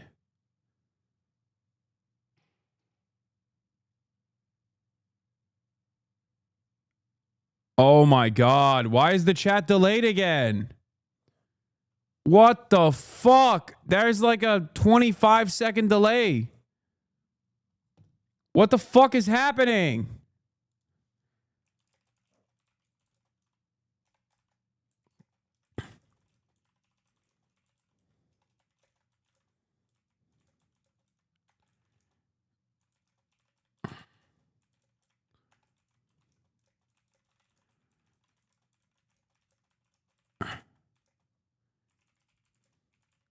Hold on. I usually press fix ingest and the delays go away, but right now 3 to 5 mins after I Hit fix ingest. There's still a 20-second delay. Not sure why. This chat isn't delayed. Keep going. No, it is delayed.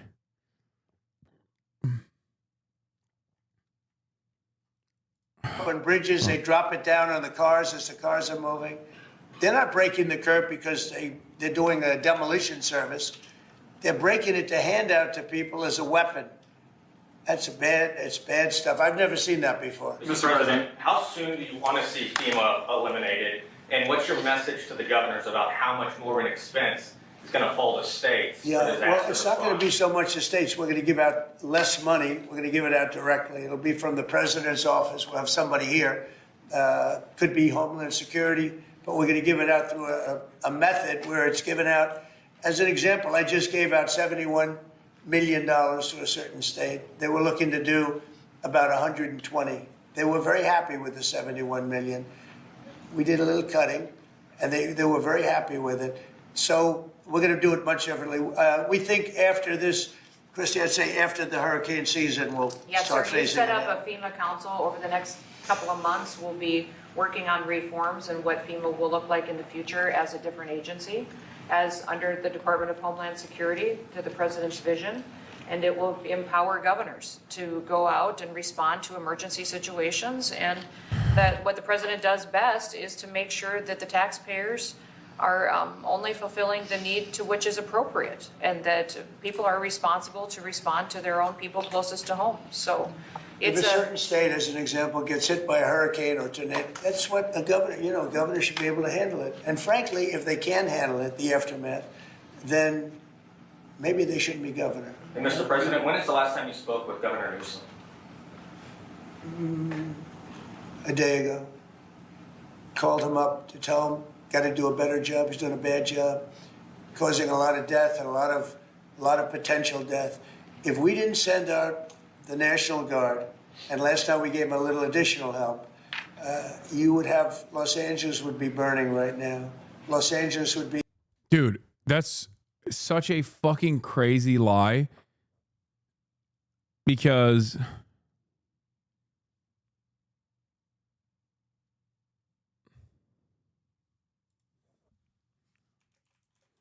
Wait, hold on. Can happen when interacting with the remote too much. I know that's weird to say. Do you have Twitch disconnection protection enabled?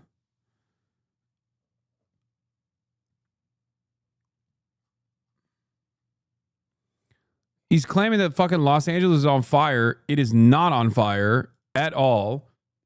That's completely made up. And police presence or any kind of fucking presence like that has not been helpful. It's only been harmful, even though it's also been like relatively limited. It's been somewhat limited as far as like what the National Guard can even do. They all they can do is just like sit around in the fucking federal agencies inside of the federal buildings and just, I guess, take pot shots. So it's all bullshit. Be not a lot different than what you saw. I found the guy who sprayed the press. It's only like 6 seconds. Oh, here it is. Yeah, this is the guy.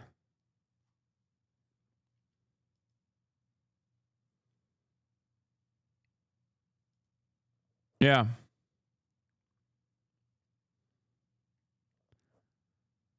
Sorry, I know there's like a major delay between chat and you guys seeing it, but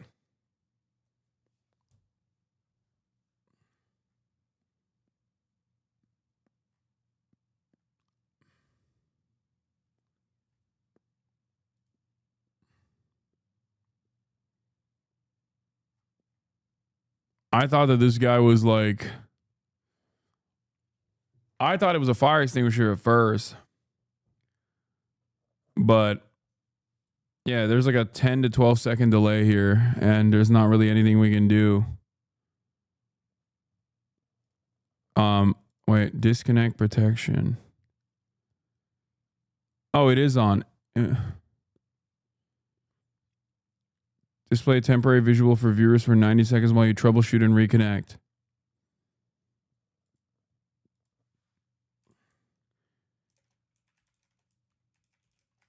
How long would it take to... Is it 1 second or like 30 seconds? So was the guy a cop? No, he's an undercover plainclothes officer.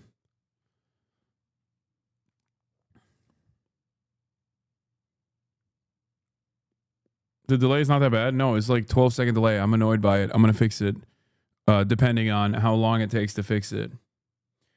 Right now, there's like a 5 to 10, 12, 20-second delay.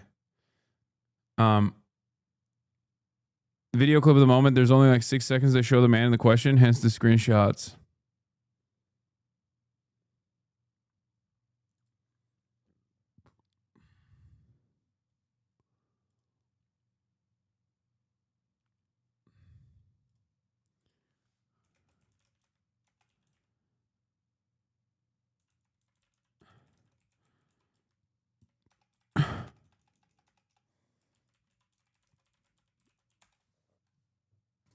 Just as general information, what should states like TN or the South in general do when protests aren't happening? I don't know. There's always something happening. You can inform your family members. You can organize in your communities. You can do your own protests. The bloodlust is crazy. Yeah, so many fucking freaks. So many freaks are basically fantasizing about like the US Marines coming in and killing all these like Los Angelinos. And would you be shocked if I were to tell you that a lot of those fucking freaks are actually the Gadsden flag bearers? You know? Would you be surprised? Would you be surprised to know that all of those people who are like, we're resisting against a tyrannical state are the ones who are now celebrating the prospect of like U.S. Marines killing protesters in the state of California? Just a nuisance from their perspective. Anyway, listen, there's going to be a 30-second F.